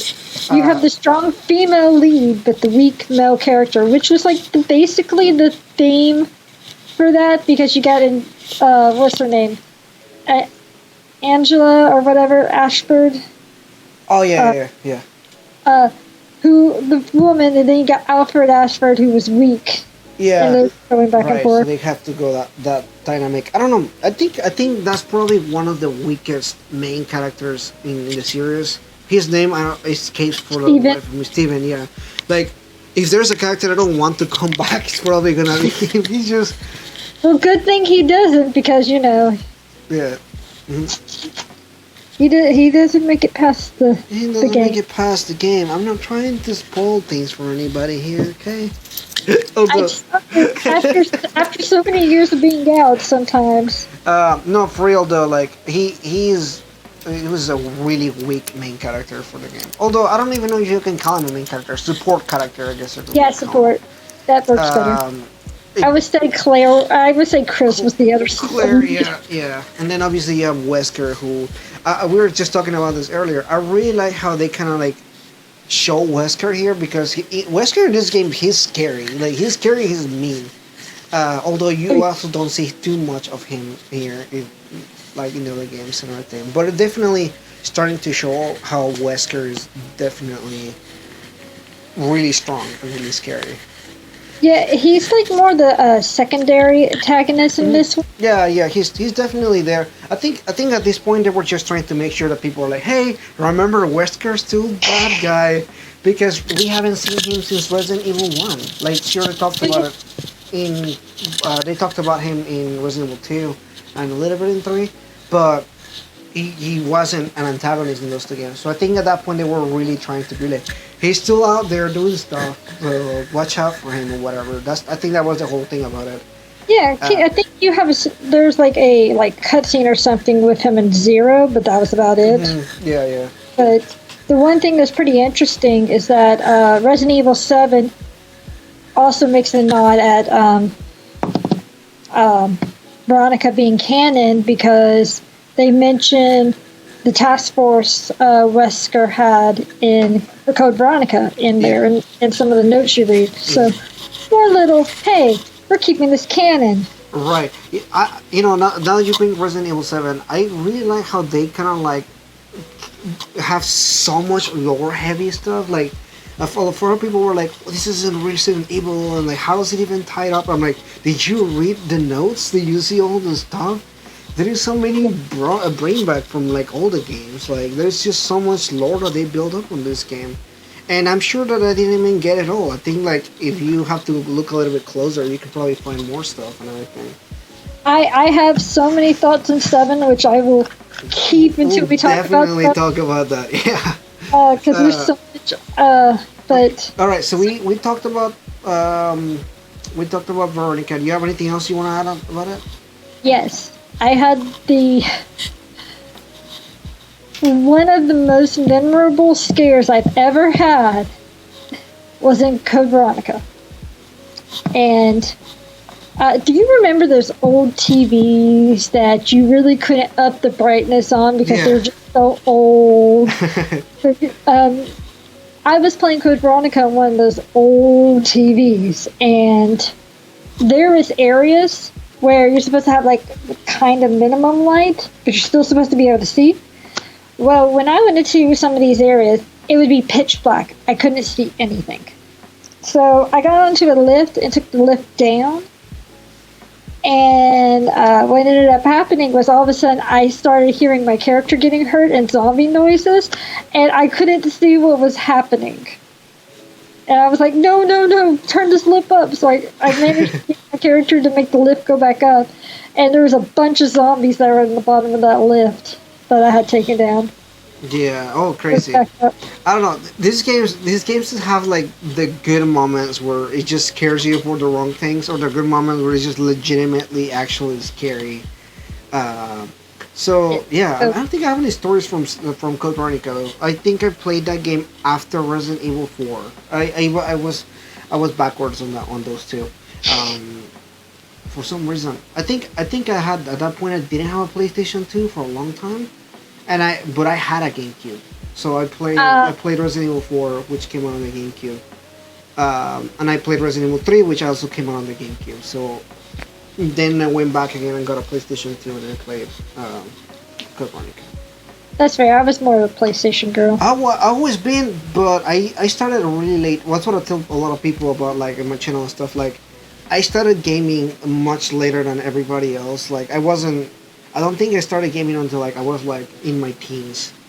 Fair. Yeah, I like grew up with it. like I used to go to my friend's house to play games. Like, I played Resident Evil 2 with my friend. I played Resident Evil 1 with my friend. Like, my parents didn't like video. They still don't like video games, and so I had to go to my friend's house to play the games and stuff. That's how I played Resident Evil 1 and 2. That's and, fair. And everything. And finally, I got my mom to get us a PlayStation 1. The PlayStation 2 was already out, and she got us the PlayStation 1. And then me and my brother, we saved ourselves for a GameCube. And then my mom bought us a PlayStation 2 like way. It was almost at the end of the PlayStation 2 cycle where like the PS3 was already announced, and I'm now just playing PlayStation 2 games. I feel. I grew up with the Super Nintendo, like the original Super Nintendo, and the Sega Genesis. Yeah.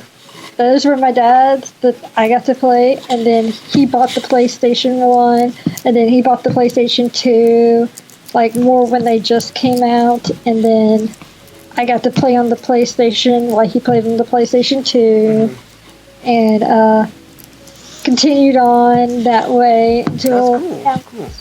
I cannot imagine having a family that plays games and stuff, because even my brother, like, he plays sometimes. He loves horror stuff. That's how we even got into Silent Hill, because we wanted to play that because of Pyramid Head, and we love those games too. We played all three of them on the PlayStation 1, and I was like, yes, they're so good. Even though he played without me so many times, and we were trying to get all the weird endings or the alien endings and stuff, which is memorable as crap. Well, now we're talking about time.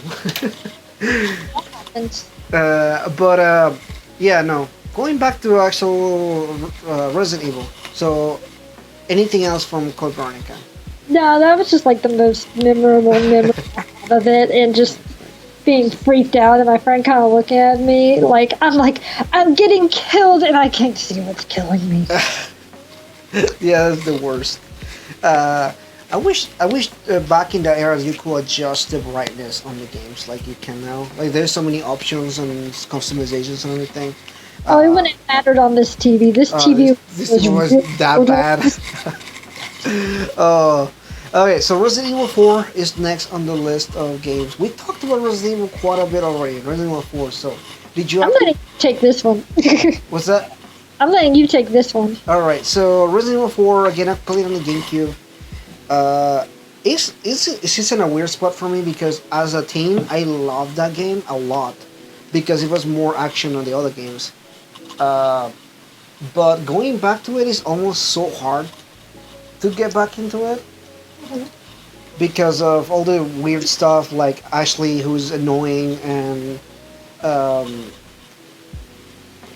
this game it has some stuff that I was kind of like, man, I don't even know if I like this game as much as I did as a teen. Because I remember enjoying it so much. I remember playing this game so many times that I was just kind of like enjoying the experience of it more than I enjoyed it for as a Resident Evil game. I feel like it's a good action game. I don't know if it's a really good Resident Evil game. So speaking on that, a friend of mine, Erie, she is my source of all like gaming updates and everything. The reason I bring her up, it's because she follows these sources that are really truthful, like Eurogamer and things like that, and like the Capcom ambassadors. And so right now, supposedly RE4 the remake is in the works, which I'm not surprised. If they did 2 and 3, it was so well received. Their prodigy child, or their most famous of them, RE4, you know, they're going to remake it and try to make it. Oh, definitely. It definitely will. Now, my biggest question is RE4 gonna come out before RE8? That is a good question. Especially, and the other question. Will it be on the next gen console? Oh or yeah. Oh, that is a good question. I'm curious about a lot of this stuff because it all depends on how much in development RE4 is. Because let's face it, like Capcom has delivered Resident Evil games yearly at this point. They did Resident Evil 7 on 2017 or 16. Well, let's see. I know for a fact right now, supposedly they already have they've already showed the new inventory system. Mm-hmm. But yeah. All right, so yes, so they did Resident Evil 7 in 2017. They did Resident Evil 8. No, Resident Evil 2 in 2018. 2018 for Resident Evil 2, yeah, or that 19. I think it was 19. Mm-hmm. Yeah, that's It was 19. yeah. Because 2020 was RE3. RE3. So it's so hard to think about. Yeah, and we had 3 Resident Evil games within the span of 4 years, or 3.5 if you think about it that way. This sounds Silent Hill timeline, the original. Yeah, yeah, it's crazy, but at the same time, I think we can still credit that wonderful engine that they have for that. I'm so in love with the engine itself, because they also made Devil May Cry 5 in that engine, and it also looks really good. Which drove me to think that maybe they will probably do more action-y type games on that engine too. So I'm excited for that. I think Resident Evil 4 remake. Hopefully they can do a little bit more horror-y. Like, have you ever played The Evil Within? The what one? The Evil Within. Oh yeah, I played some of it, and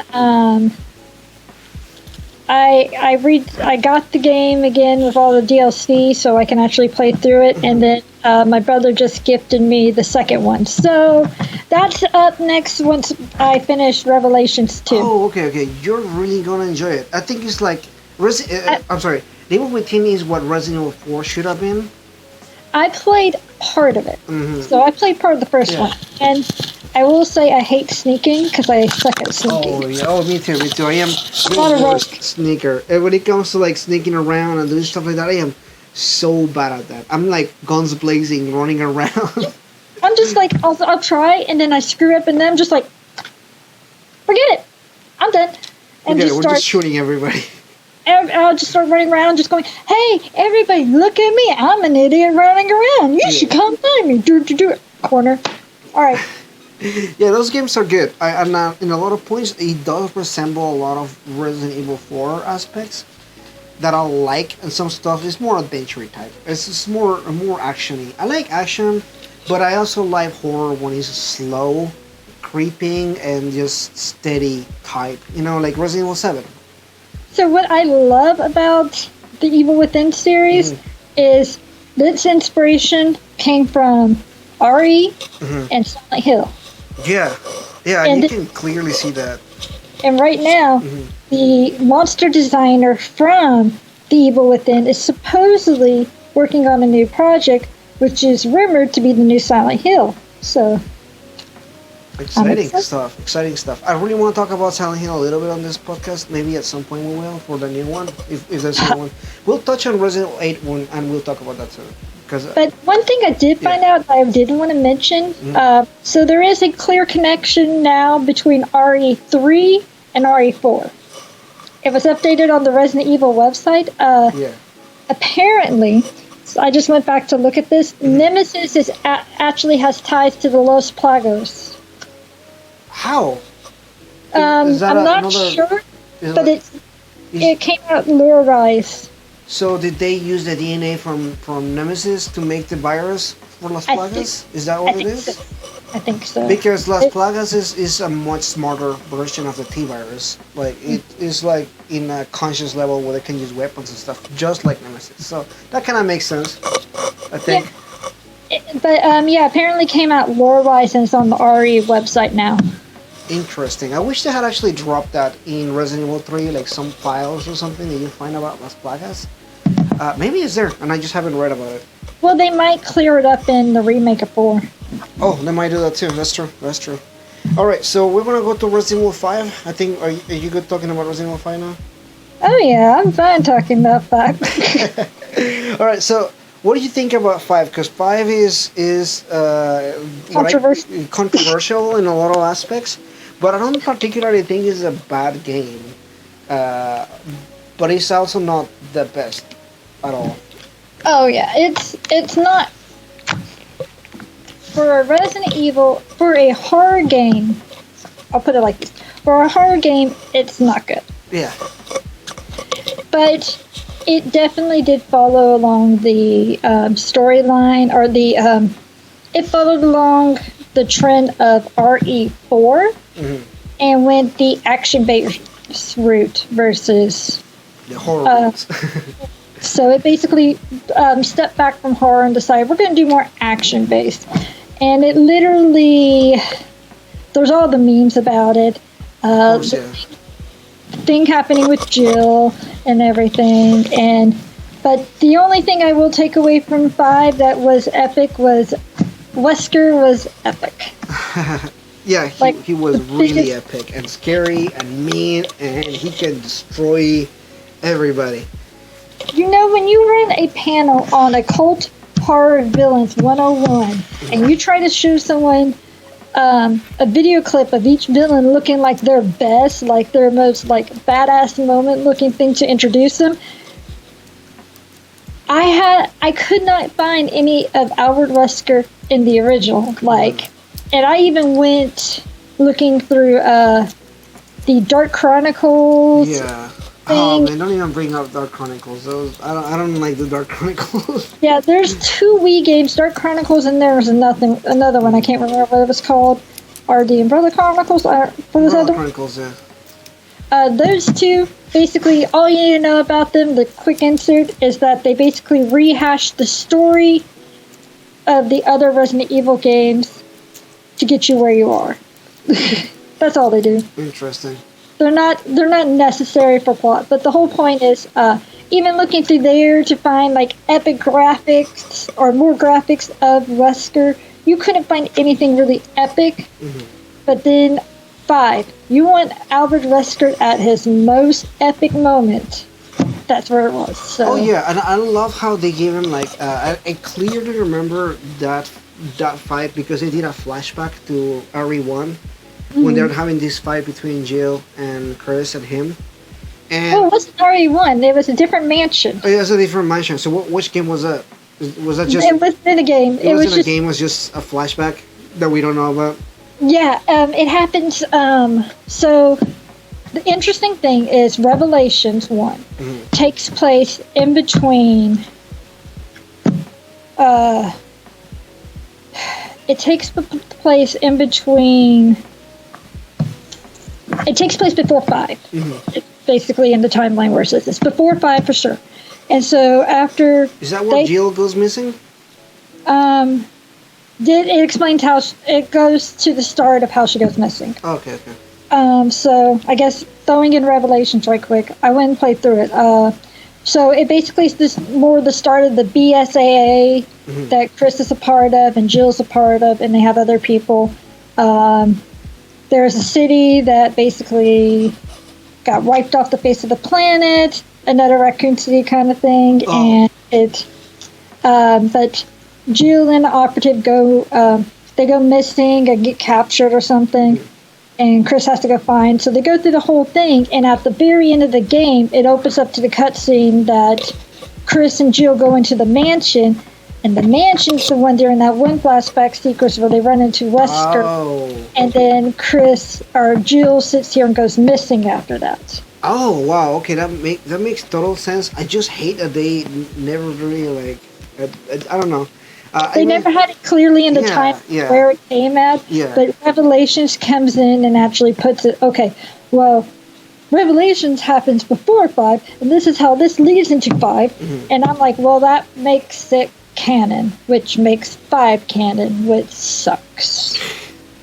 All right, but let's talk about some of the cool stuff about RE5 because although there is a lot of not horror-y stuff, like we're talking about Wesker, there is this scene, the scene where they're fighting and stuff. This texture in his suit. And Yeah. I clearly remember looking just like how slick his outfit looked. I was like, this is so cool. I love that so much. Overall, I think I like the inclusion of Sheva in the game. I know a lot of people will just kind of feel weird about it, but I think that she was kind of like a cool addition to it. Didn't I, really bring much to the franchise as a whole, but I think that she wasn't a bad partner to Chris. yeah. She's one of the few partners that doesn't die. Exactly, and she also That's kicks his ass. bad. Yeah, I definitely agree. It also gave the fact that it gave representation considering where they were in the world. So it gave that his partner actually was from the area and it was culturally, like, it was like relevant. They didn't give him on purpose a white partner based on where they're at. So they yeah, didn't yeah. like whitewash the whole thing. So they were trying to be that. More So it inclusive did in get that a lot sense. of hate. Yeah, it could have been worse. It could have definitely been worse. I think it was fine the way they did it. I don't particularly think it was bad or offensive or anything. It's just a different part. A lot of people were upset that the setting was in Africa or thing, but I was like, Resident Yeah. Evil 4 was in Spain, so like if you have no issues killing Spanish people, then you should have no issue killing Africa zombies. It's like it just makes sense. It's part of the setting thing, I think, more than anything. Yeah. Because I remember it being a whole backlash about that. I don't know if you remember that too. I do. They were considering they were calling it racist and everything, and I would go on that hype on it would be if they on purpose whitewashed who's there and everything. But I don't. I do see where they were like upset that it was only African Americans who were zombified when it could have been some whites because there is white people in Africa too. So I can see a little bit how they were upset and how I perceived them. So yeah, I see how it got the controversy. But you also got to remember this is, I think it was a Japanese team working on it. I want to say Yeah, definitely. It's just a different. It's also a. they I don't know. think Hopefully they can just stay with that American setting or like create a I setting think they're where better with the American settings. just so that they don't have to sorry, they just don't have to explain themselves too much into what's going on. Although Resident Evil 8 is now again outside of the United States, so Not just that. Revelations 2 takes place in Russia. oh, okay. Well, okay, that's interesting. But also kind of makes sense in some ways. So interesting. I didn't know that. They keep Uh, moving. They move all these characters all around the world and get all these But- cool adventures. Something I will mention I think is interesting. I don't know if it's just me, but I feel like Wesker in there was kind of like the look and everything he had. It kind of reminds me like a mixture of Spike from Buffy the Vampire Slayer. If you know what I'm talking about. Yeah. Neo from The Matrix. From the Matrix. I totally agree. Actually, it's exactly what I would have said too. Yeah, 100%. Yeah, definitely. Just the whole literal like fallback Matrix scene. Oh where yeah, there's the whole fight is a Matrix fight. Like it really is. But let's face it, he does have the skill for that thing. I don't know. Yeah. So you have anything on Resident Evil 5 you want to discuss or? I want to know what steroids Chris is on. Like, what are you eating, Chris? Because you can definitely punch a boulder. I also have mixed feelings about it because it kind of makes Chris like seem like not smart. Yeah. Like I would imagine if you're a top Stars member, you have some brains. So he's like all bronze and like doing this, but in Revelations, like he's or in Revelations he's like hacking into computer terminals and everything, like trying to find information and everything and figure out back ways to get into things and like doing stuff like that. Yeah, But then, and that happened before this. But then in 5, he's like boulder and way, punch, punch, punch. Yeah, Like that, I see that a lot too. I think I agree with that. He wasn't very smart in Resident Evil 5. He was kind of straightforward, kind of big guy type. And obviously he's not because he's an intelligence expert and stuff. So like, he's not just some random super cop. Well, and then it also throws me off because it's like, okay, are you saying Resident Evil 5's canon when you come to Resident Evil 7? And it's like, oh no, the data transfer is almost complete. The data transfer is like, here's the line, here's what it's at. And his idea, instead of like him canceling it out or something like that, hacking the terminal to do, is to shoot the mainframe. Like, I can't imagine what information they could have, like, pulled from that database if you didn't, like, shoot up. Yeah. And I'm just like, that's like a brawn over brains kind of scenario. Yeah, definitely. Yeah, it is. It is.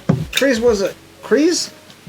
Even though we talked about how Leon is kind of like the Mary Sue, Chris has this other issue where he's literally a different person in every game. Or like different versions of himself. Like in 7 and now in 8. I'm like, what is going on with Chris? Is he the same person? Chris has multi-personality disorder and he can't decide which personality he's going to be for this game. And he like eats steroids for a living.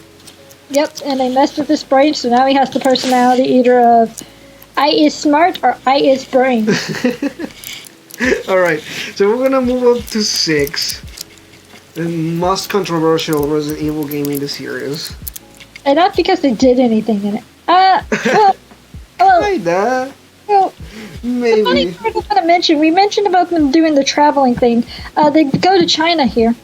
That would be no. Resident Evil 6 would be controversy if it came out right now. Yeah. Oh, definitely. Yeah. Yeah, definitely. The whole virus thing and China and everything. It will totally be. You're 100% right. Yeah.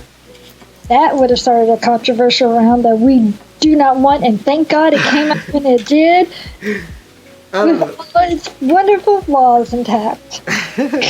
Alright, so one of the things that I liked about Resident Evil 6, which is like the one thing that I liked, was they followed 3 separate storylines with 3 separate sets of characters or couples. You know, you have Leon and Elena? Yeah. And then you have Sherry and Jake, and then you have Chris with some. and I don't know his name. And some other soldier from the BSA group. And they all have their own storylines. Leon's storyline follows, and then crossover, right? So you have Leon's storyline, which is basically post Resident Evil 4. Now I need to go visit the president and kind of make sure that he's okay because of zombies, right? Yeah. And then you have the best storyline, which is easily Sherry's and Jake's story. That like the only relevant storyline in the game. And then Chris, who is being Super Soldier 2.0 in this game again. Because I absolutely did not care for his storyline. I don't think anyone did, because his was just way too... It was just action-based the whole time, unrealistic, Super Soldier, and just... It just basically makes Chris have this... It really starts off with the whole... He's cursed to have teammates, and he should be a one-man army, because he's built like it anyways. Yeah, it's an interesting part. We already complained about Chris for so let's complain about Leon for no, Leon's game was good. I think that the game was fine. I just feel like they strayed away so much from the Resident Evil formula at that point. Like there's almost no puzzles, and the puzzles there are just dumb little things. The healing doesn't work the same way as they usually did on the other Resident Evil games, which bugged me a lot. The inventory management was also a weird mess of a thing. Each one had their own inventory hub that was changed between each character. Yeah, and it was just so strange. And I don't know. There was a lot of things about that particular game that just didn't work for me as a game. And it was beyond just the gameplay and some other stuff that happened. I think aesthetics and everything just didn't work for me too much. I think the only storyline in there that actually had some scary moments to it or had some creepy feeling to it was Sherry's and Jake's. Mm-hmm. Because there is one section like you have to deal with mannequins. Oh yeah, I remember that. Yeah. And so, and then like they're constantly just getting chased by this one thing. So you basically have a combination of Silent Hill with your mannequins and Resident Evil 2 and 3 with the pursuer mixed in one. Yeah. This game did something interesting when it comes to that. I think that was the actual storyline that they were trying to go for, but they were like, oh, well, we need to bring Leon and Chris because they have to have their storyline and stuff. And I'm like, no, you could have easily made a whole game about Sherry and Jake, and it would have been just fine. I think the plot twist with Jake and everything was pretty good too, about his parentage and everything. I don't want to spoil that because I thought it was a good. And I do appreciate them bringing back Sherry from 2, grown up and actually like seeing what happened to her and everything. And how she was like taking responsibility for like what her family's done and trying to prevent stuff like that happening. Yeah, and I feel like that was such a good pairing, Jake and Sherry, because they have like, in a sense, they're similar with their parentage and everything because of the shit that they done, and they have to have their own responsibility to kind of carry on and everything. It was a good, it definitely hands down again the best part of that game for sure. So do you have anything on Resident Evil 6 you wanted to discuss? There isn't a lot. Well, there is. They tried too many interesting mechanics, and just never like. What's it called? Them right? They never turned around like fleshed out one plan completely. But there's like a fun little section like Chris's campaign where there's a playground and you can actually like slide down the slide in the playground and there's a little like toy. Interesting. So, Resident Fatal. Too many games. Like Final Fantasy VII, where you can yeah. But you can also slide there too, or you're in the playground there too. Yep. You walk around with Aerith and stuff. Yeah, in the remake too. Yep, that's the only part that actually in Chris's campaign that's worth noting. One thing, and I was gonna mention when you talked about how they try different stuff. I love Resident Evil 3 added this dodging mechanic, where like if you do a perfect dodge at a specific moment, it kind of like slows down time for like a second or two.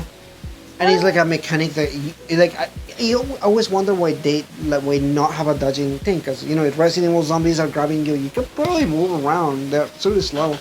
But they added this whole mechanic of Resident Evil 3, the remake, where you dodged around when enemies attack you and they're about to grab you, and you can dodge like at the right second or whatever. There's like a button and stuff.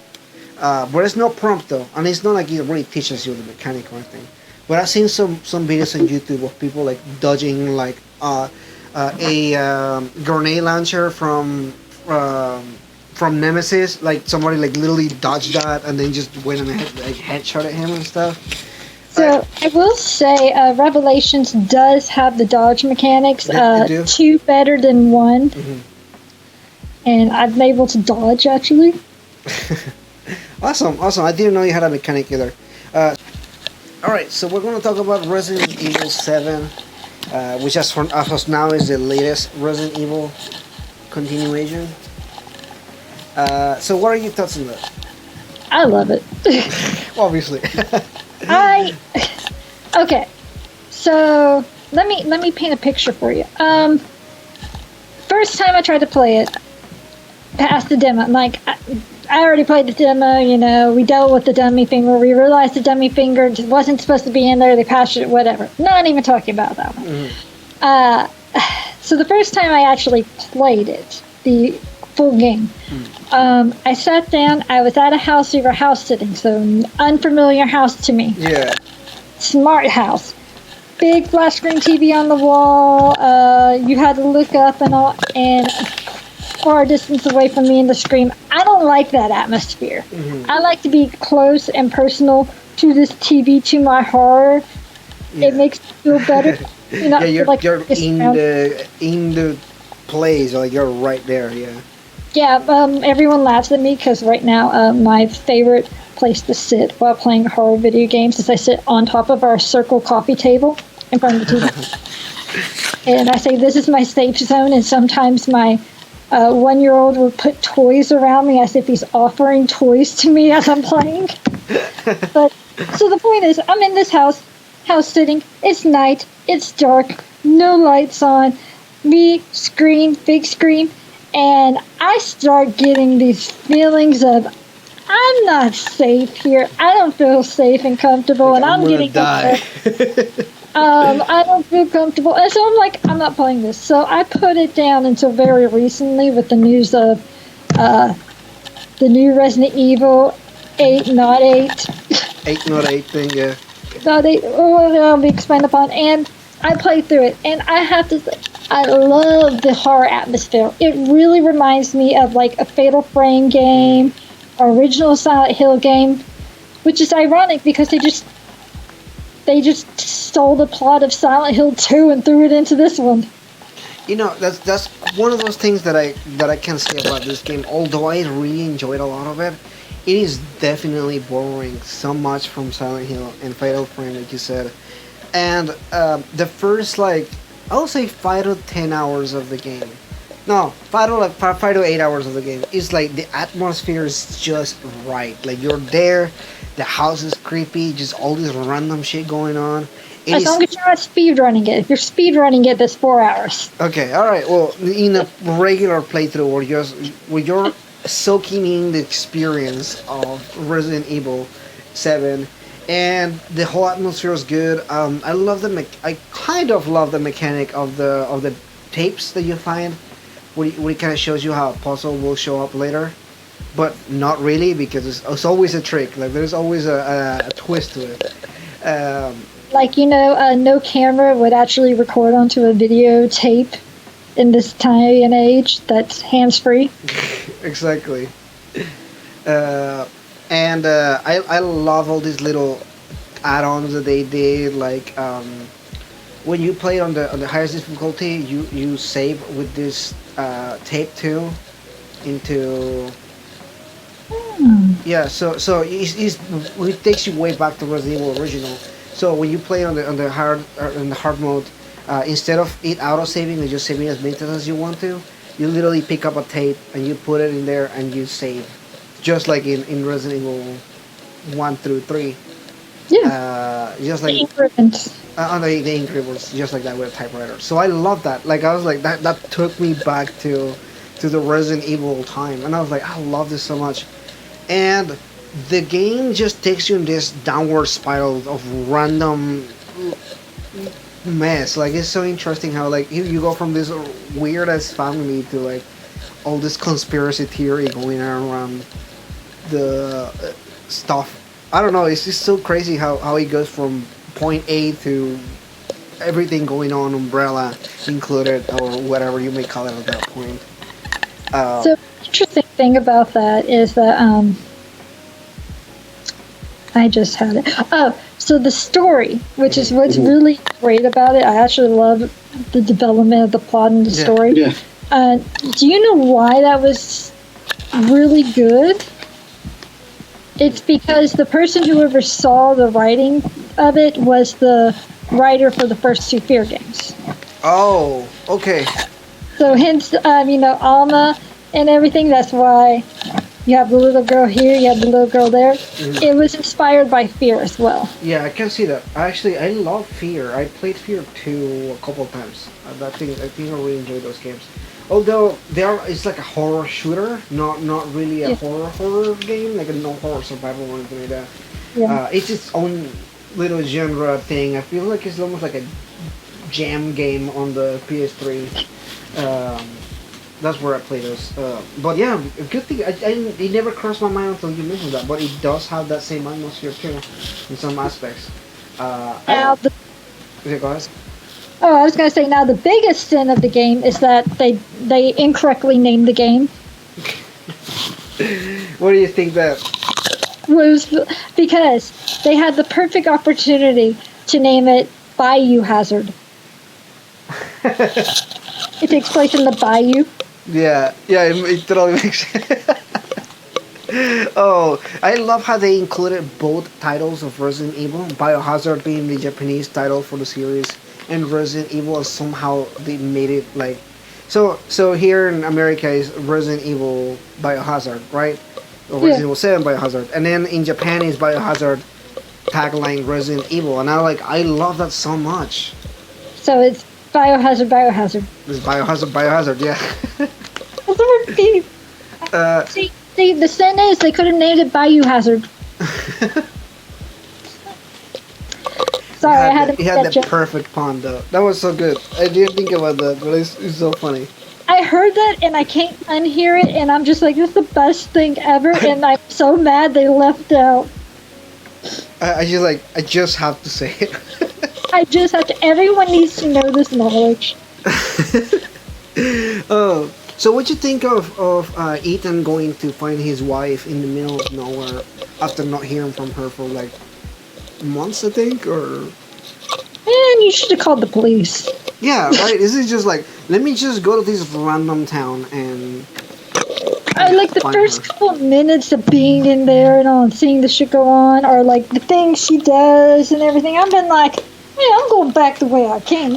She's crazy. I'm gone. I would have been gone. Like, she left you 3 years keeping secrets, and then all of a sudden, you're gonna be fine with that. Nah, I'm gone. And the weirdest funny thing about it is, in this game, like there's so much about Mia, is that her name? Yeah, Mia. That you find out through the game that you kind of like when you get to that point in the choice of who you're going to save, you're kind of like, I don't really know if I want to save my wife who has this secret agent life.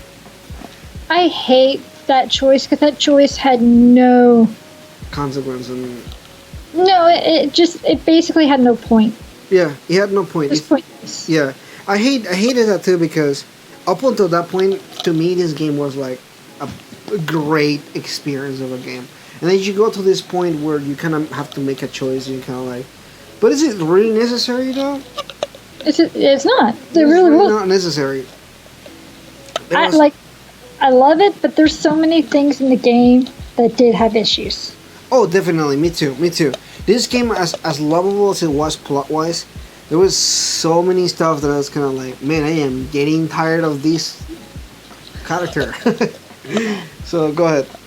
I will say one of the best things though about the game is the DLC End of Zoe.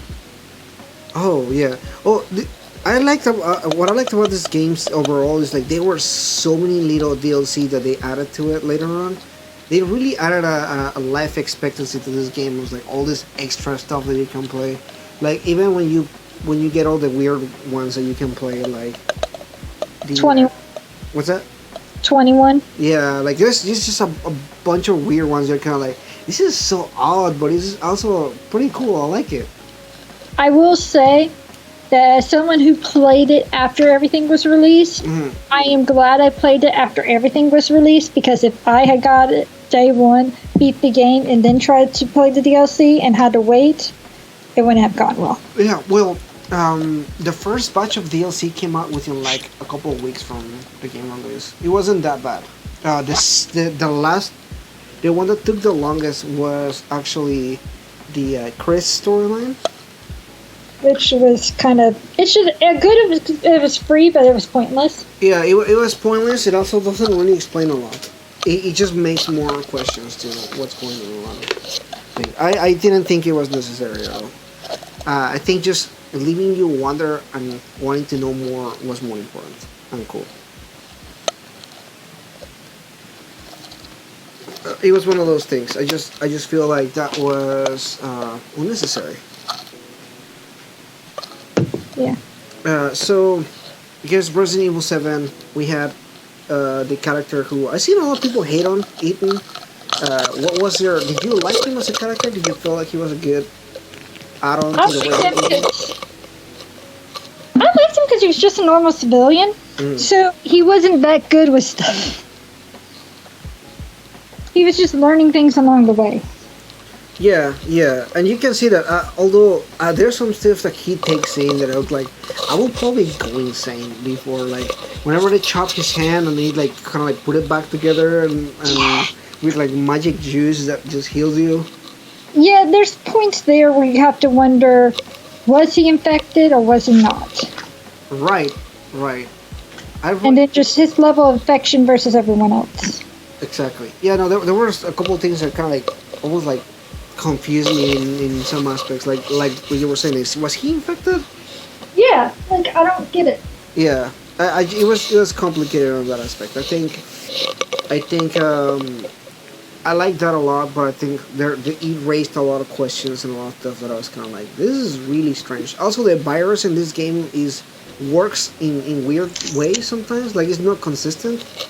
Oh yeah, it really wasn't between Zoe, Mia, and him because it is, at the end it kind of is hinted that Ethan, or it's like, kind of seems like Ethan's infected, but like, it's so weird how the game ends. So I don't know. Yeah, it's one of those things. I don't know where I sit on that part of the plot and that part of stuff because I think that as enjoyable as the game was, again there was like some stuff that's kind of like like the father, for example. You kill this guy like How many times? I have no idea, but he just continuously shows up and shows up. At first, I thought he was a good mechanic because he's almost like a Mr. X, He's wandering around the house and he's kind of scaring you, and he pops up from the walls and he's attacking you and stuff. I like that stuff. I like a lot of the stuff in that aspect. I thought that they were. What do you say? Like it was an interesting choice. Like they used the Nemesis mechanic. Yep. Yeah, exactly. You know how father just kind of shows up and he's like following you around, attacking you and stuff like that. Oh yeah. Yeah, that was pretty much a nemesis mechanic. And then you fight him, but we just fight him too many times. I think that for him to be not to be the main antagonist, yet he's there all the time is almost like a little bit annoying. Yeah, and like my complaint before, like you don't. The thing with Lucas. Mm-hmm. Because I'm sorry, as much as I love the guy, I want to punch him in the face. Yeah, Lucas was kind of like so weird because it's not even clear his involvement with the company or like how much is why. There's a lot of stuff that is just not very clear, and he's just an asshole. I hated the all the stupid little traps that he puts you through and everything. I'm like, oh man. And some of them are really twisted. I kind of like too, like the happy birthday tape. I don't know how many times I cussed out Lucas for the exploding boxes. Oh, the ones that you just go on like an oops, is a bomb in there. Yeah, the ones you always go to and you use your knife because you're like, I'm not wasting ammo on this box. It shouldn't be, and then blows up in my face.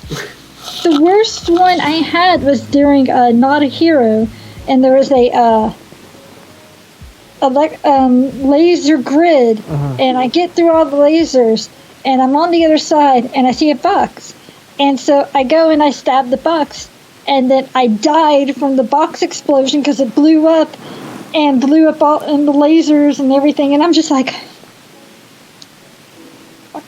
I was so mad. No, I totally agree that is so annoying. That was easily one of the parts that kind of really annoyed me about that game. But at the same time, a lot of the puzzles were also really fun to solve through. I love that. For example, I love the mechanics of finding little coins to unlock things through the little bird cages. It's very reminiscent of another game. I'm trying to remember. There's another game where you had to actually use coins to unlock things in cages for better items. And I can't remember what it is on top of my head. I can't remember either. But I do like the feel though. That American South backwards water town feel to it. I think they nailed. Zoe was the best DLC. Yeah, I think they nailed the feel of it so well that I'm kind of like, how? That is great. I love this so much. I have to say the reason how they nailed it the most though was in that DLC where you play as Zoe's uncle, And the fact this guy literally wrestles gators, and all he uses to fight these monsters is his bare hands and spears. And the only sin in that game in that DLC is the fact that you never got to wrestle a gator as him. To have the full Louisiana feel. Yeah, it really does have that feel, and I enjoy that feel a lot. I thought that was easily one of the best aspects of like what they added and everything. So, did you have anything else to add to Resident Evil 7? Not to 7, but I do have honorable mentions. All right, so I think we went through the main games already. So go ahead and drop some of your mentions here.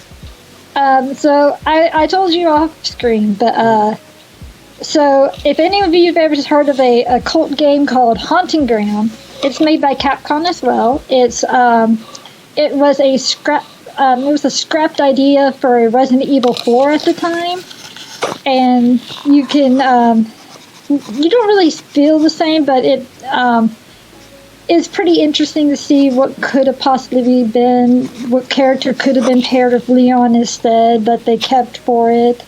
But Haunting Ground, fun Easter egg, was a potential Resident Evil 4 that they scrapped and just made a whole new game for. And the other one I have to mention is like Resident Evil Revelations 2.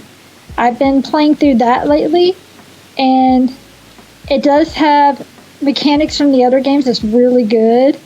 And you play as Clara Moria, who is Barry's daughter. Mm-hmm. And then you have Barry coming in, and he finds this little girl. And you have that team you can play as. And your partners, you sometimes have to switch and play your partner to help you do certain things that you can't do as the other characters who are just your gun users and everything. Interesting. So there's a lot of the same mechanics from Zero?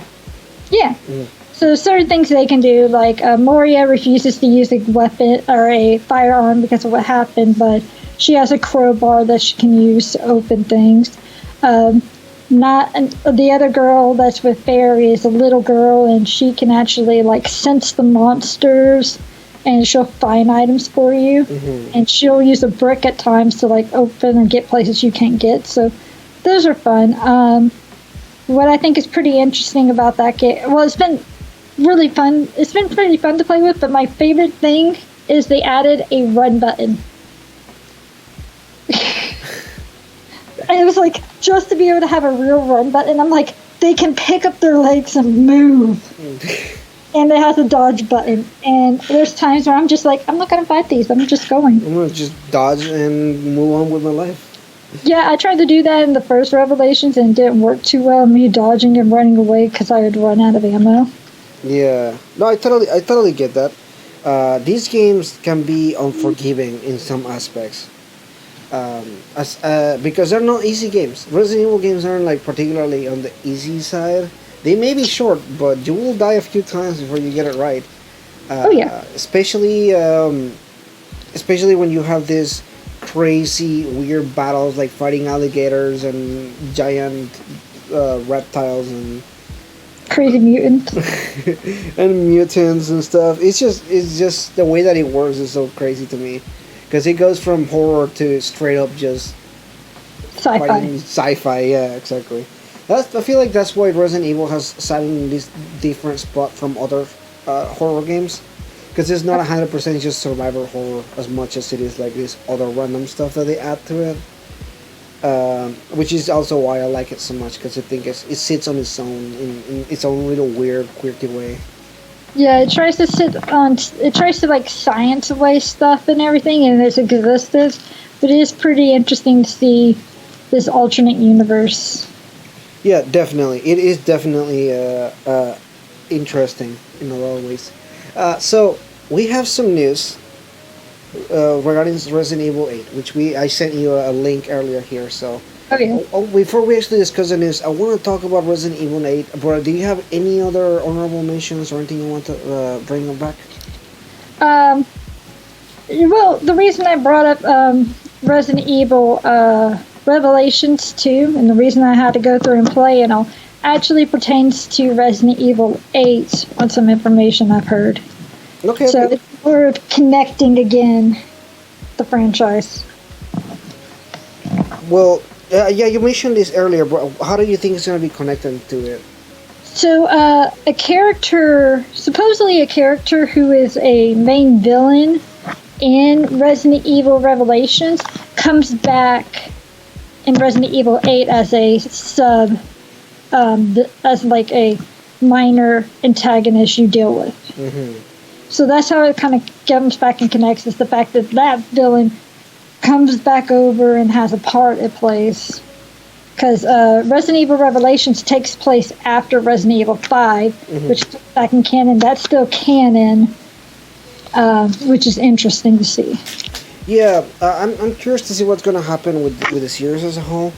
I think we were talking earlier off screen about Wesker maybe making a return at some point. As a We hope.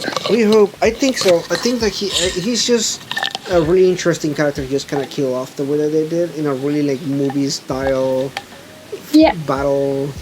I really just don't want to have Resident Evil 5 canon, but if they make Revelations potentially canon, then that's a problem, because Resident Evil Revelations 2 mentions Tricell from Resident Evil 5 and mentions Ouroboros, and which is Resident Evil 5. And if this main villain from Revelations 2 comes back as a sub villain in 8, not 8, then that makes all of 5 canon.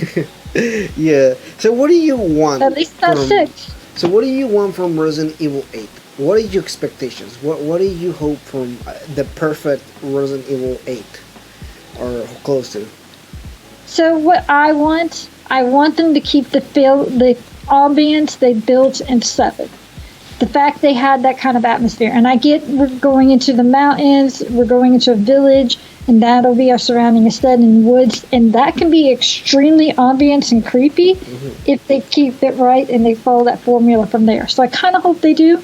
Even with this weird mutation of something dealing with wolves coming up, I don't understand that, and that is where I'm getting a little confused, because I could understand the monsters of 7, the mold monsters, because it's basically like a fungus, Right. like that kind of thing. A mold. It spreads like crazy, and that's being kind of what, like that's how it kind of grew and everything. I can understand that, but I'm lost with this werewolf-like thing. Yeah, I am very confused about that too. I hope that they can stay in that horror aspect, because they obviously really dominated it and handled it really well. I am worried about them just going back into this weird sci-fi random stuff, because you're talking about the werewolves and everything, because there's werewolves, and supposedly I heard from some people the vampires. There's these 3 girls in this scene, and it seems like they're vampires or something like that. So I don't want that. Like, as much as I think that will be pretty cool, I don't think I would want that on a Resident Evil game for the coolness aspect of it. I feel like being its own thing, like going into different places with zombies again, maybe more traditional zombies, will be appreciated. Or I don't know, something needs to not happen with werewolves. Well, like,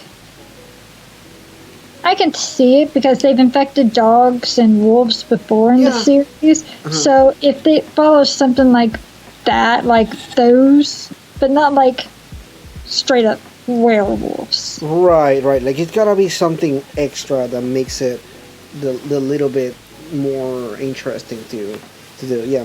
I think that's where I see it, where I just want something that it will be a little extra. But maybe if they can explain it and reason it correctly, it'll be okay. Like if there's an explicit explanation for it, and not just, well, there is another virus for that. Yeah, like don't use the virus cop out. Yeah, because they've been doing that a lot lately. Now, granted, if it is like they're saying going to be the darkest and most gruesome entry in the series, I'm on board. That's horror. That's up my alley. Yeah. That's not shoot 'em up. That means Yeah, that sounds really good. And then they also talked about Ethan's last appearance in Resident Evil as a franchise. Well, they say that, but they also are teasing like it could be Chris Redfield too, Hmm. because you see him, and that's where we get confused because now we went from the muscle steroid guy of Chris from 5, which Yeah. supposedly is canon, and then you see him at the end of 7, and he He's like not as muscly, he's just normal dude. got off the steroids, and then you see him in the It's trailer just like wait, and now he's back he at looks it like again. looks like Mr. X. Yeah, I have no idea what's going on with Chris anymore. Like, hopefully they can just either kill him off or just kind of like, we're good with Chris for a while. Chris Leon. Imposter. Yeah. I can handle Chris Imposter. Yeah, I will like that actually. I think that will be an interesting development for a franchise. I hope that they can continue some storylines here. Like, I would like to see Jill again. I would like to see Claire again. As much I as don't mind if Mia dies. yeah, I don't mind if Mia dies at all. Like, she could have died in the last game. I still probably not would have shared a tear for her. Yeah, because I mean, dang.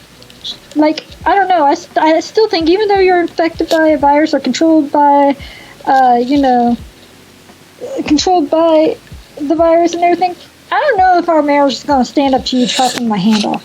Right, exactly. And just completely scaring the shit out of me, going batshit crazy. I don't know Attacking me when with a you're gonna knife. flip out again. What's that? I don't know when you're going to flip out again, man. Yeah, I was like, you don't know what's gonna happen next. What if she goes crazy one day cooking food and like stabbing you again? Yeah, You we're don't have magic straight juice. I don't know. To me, whenever they ask me about the choice about like who to save, I was like, I chose the other girl. The other girl helped me a lot in this game. Zoe got my back. Yeah, Zoe's been helping me out the entirety of the game, and then Mia, who's been chasing me and trying to kill me, now has one choice. Yeah, no thank you. Yeah, I'm good. Yeah, so I 100% don't mind that she dies, and I'm almost confident that she dies like at the beginning of the game. Like, I feel like that's not even a plot twist or anything. Like, it just happens at the beginning, and It's either that or supposedly rumor has it that those two have an infected child together or something. And Chris that would be interesting. Yeah, and that's who Chris came and executed, and then he shoots Mia, but she's supposedly okay. Like, she makes it through, and or something. I don't know. That's what I've heard. Like, supposedly some rumors said that too. Interesting. I didn't know that at all. I hadn't. I don't know if I would like that, but it sounds interesting plot wise. That would be a. It definitely falls into that being a dark. Yeah. It definitely sounds dark and interesting. I want more horror in this game, and this Transylvania looking village thing sounds like it's gonna be what I want. I don't know. It feels like the setting. It's going to be a cross between how a little bit of 7 mix it with 4 with the castle environments there, and that can get scary if they do it right. Yeah, I hope so too. I'm very interested to see how they're gonna develop this game forward.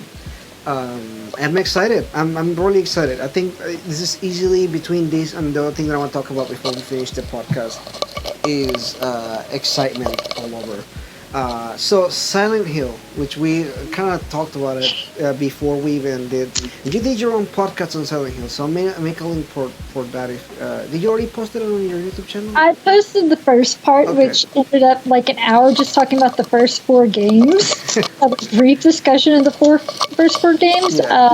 We have a second part that I'm still working on editing, talking about the spin-offs, the psychology behind Silent Hill. Mm-hmm. And then we have a third part talking about the villains, like the main villains of each game and everything, like their big starring stuff, and then like going into the rumors of Silent Hill. So With I think it's interesting you mentioned Silent Hill or PT when talking about 7 because Mhm. they were inspired by PT too with that opening sequence of the house that you go through a couple of times. Yeah, yeah. I feel to me it feels like, and we talked about this privately, but to me it feels like Resident Evil 7 did so well because there was nothing on the horror genre other than PT at that Mm. time.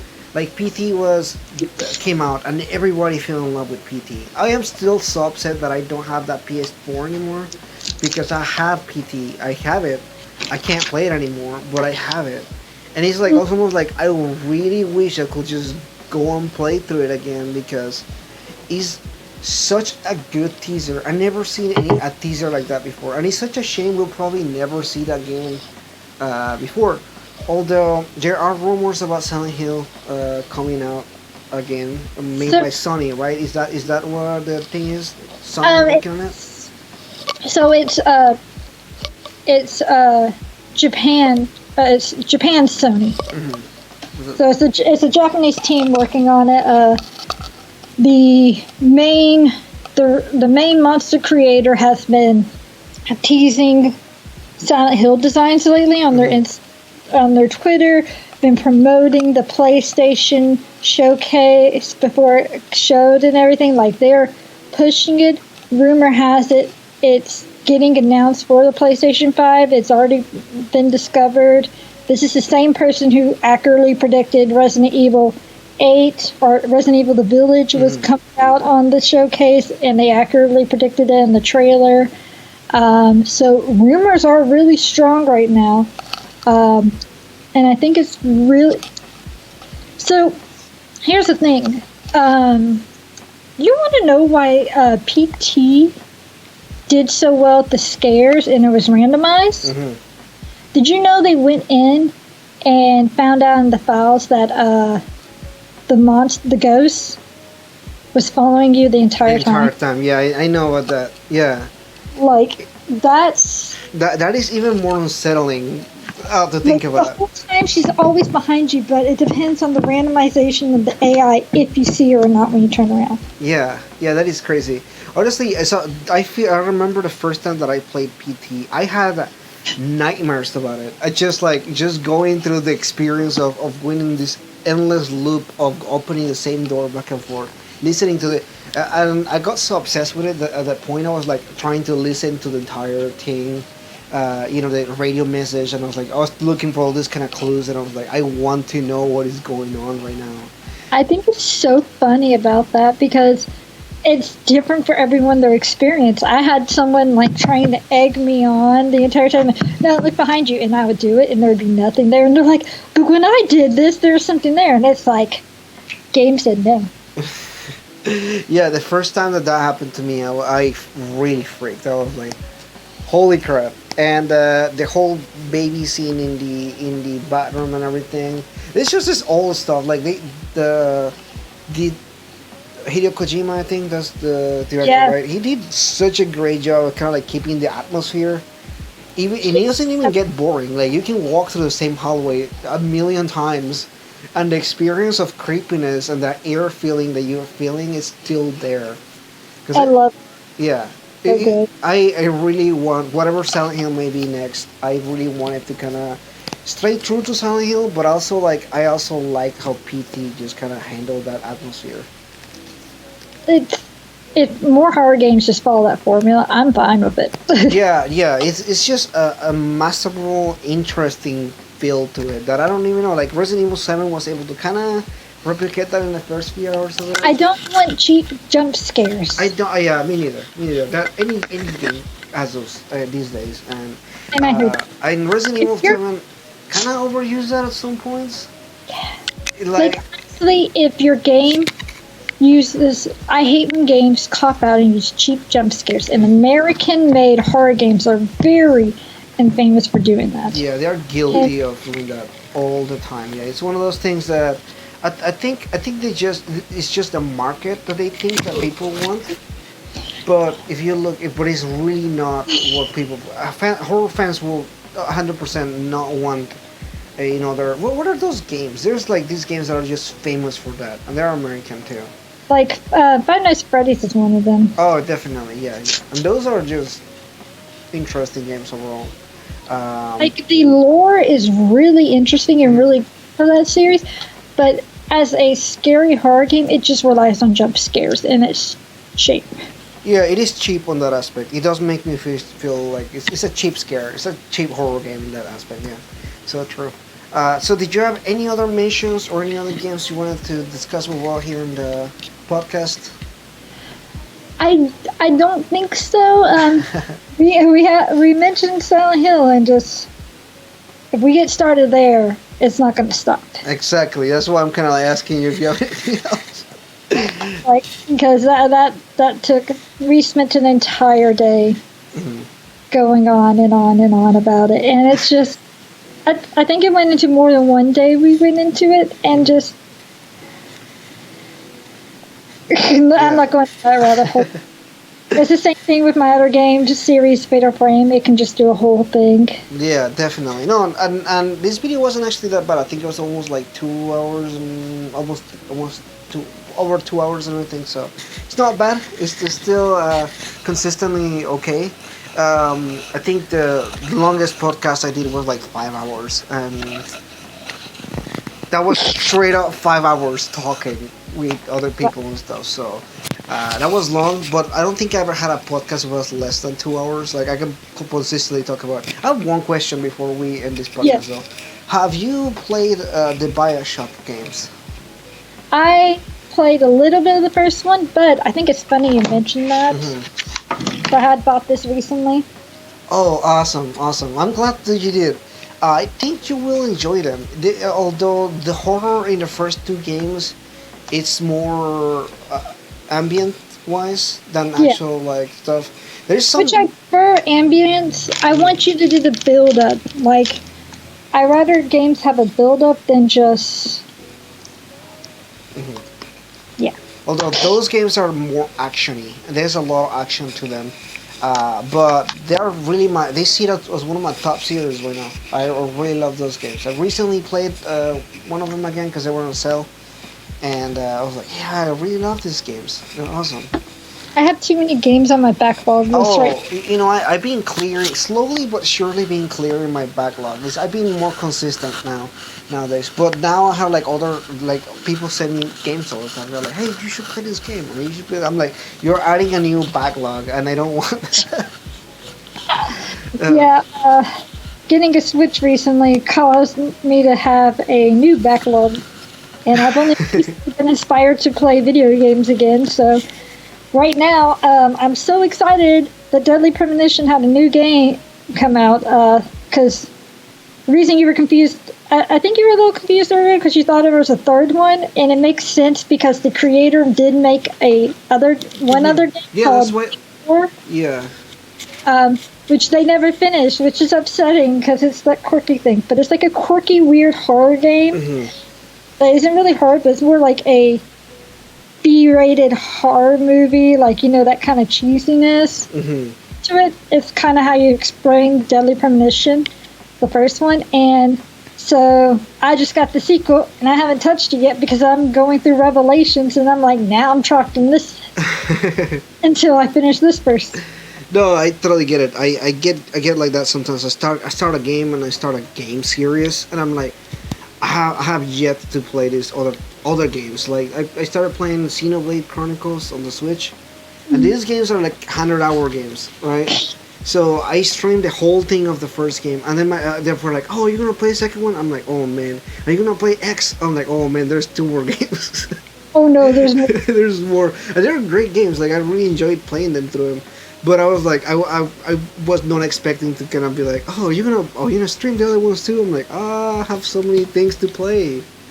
I probably am gonna stream the first Deadly Premonition. Yeah. Get to play the second one, but that's after I finish Revelations 2 because I'm already invested in my girl Claire. So. Definitely. All right. Well, I want to thank you so much for joining in today. It was fun to go through this Resident Evil podcast. Hopefully I agree. Thank you. We can do more of these at some point with other games or something. It was fun having you over. If you guys want to follow her, I'll leave her links in the description there. I think you have a Facebook and an Instagram, right? You have an Yeah. Instagram, right? And then obviously I the do YouTube have channel. them. Yeah, what was that? I have all three. You have all three, okay. Yeah, so you can go follow her or subscribe to her channel. She does horror stuff, and obviously she's working on Silent Hill right now, so that'll be cool. Anyway, thank you for watching, guys. I'll see you guys next time. Bye bye.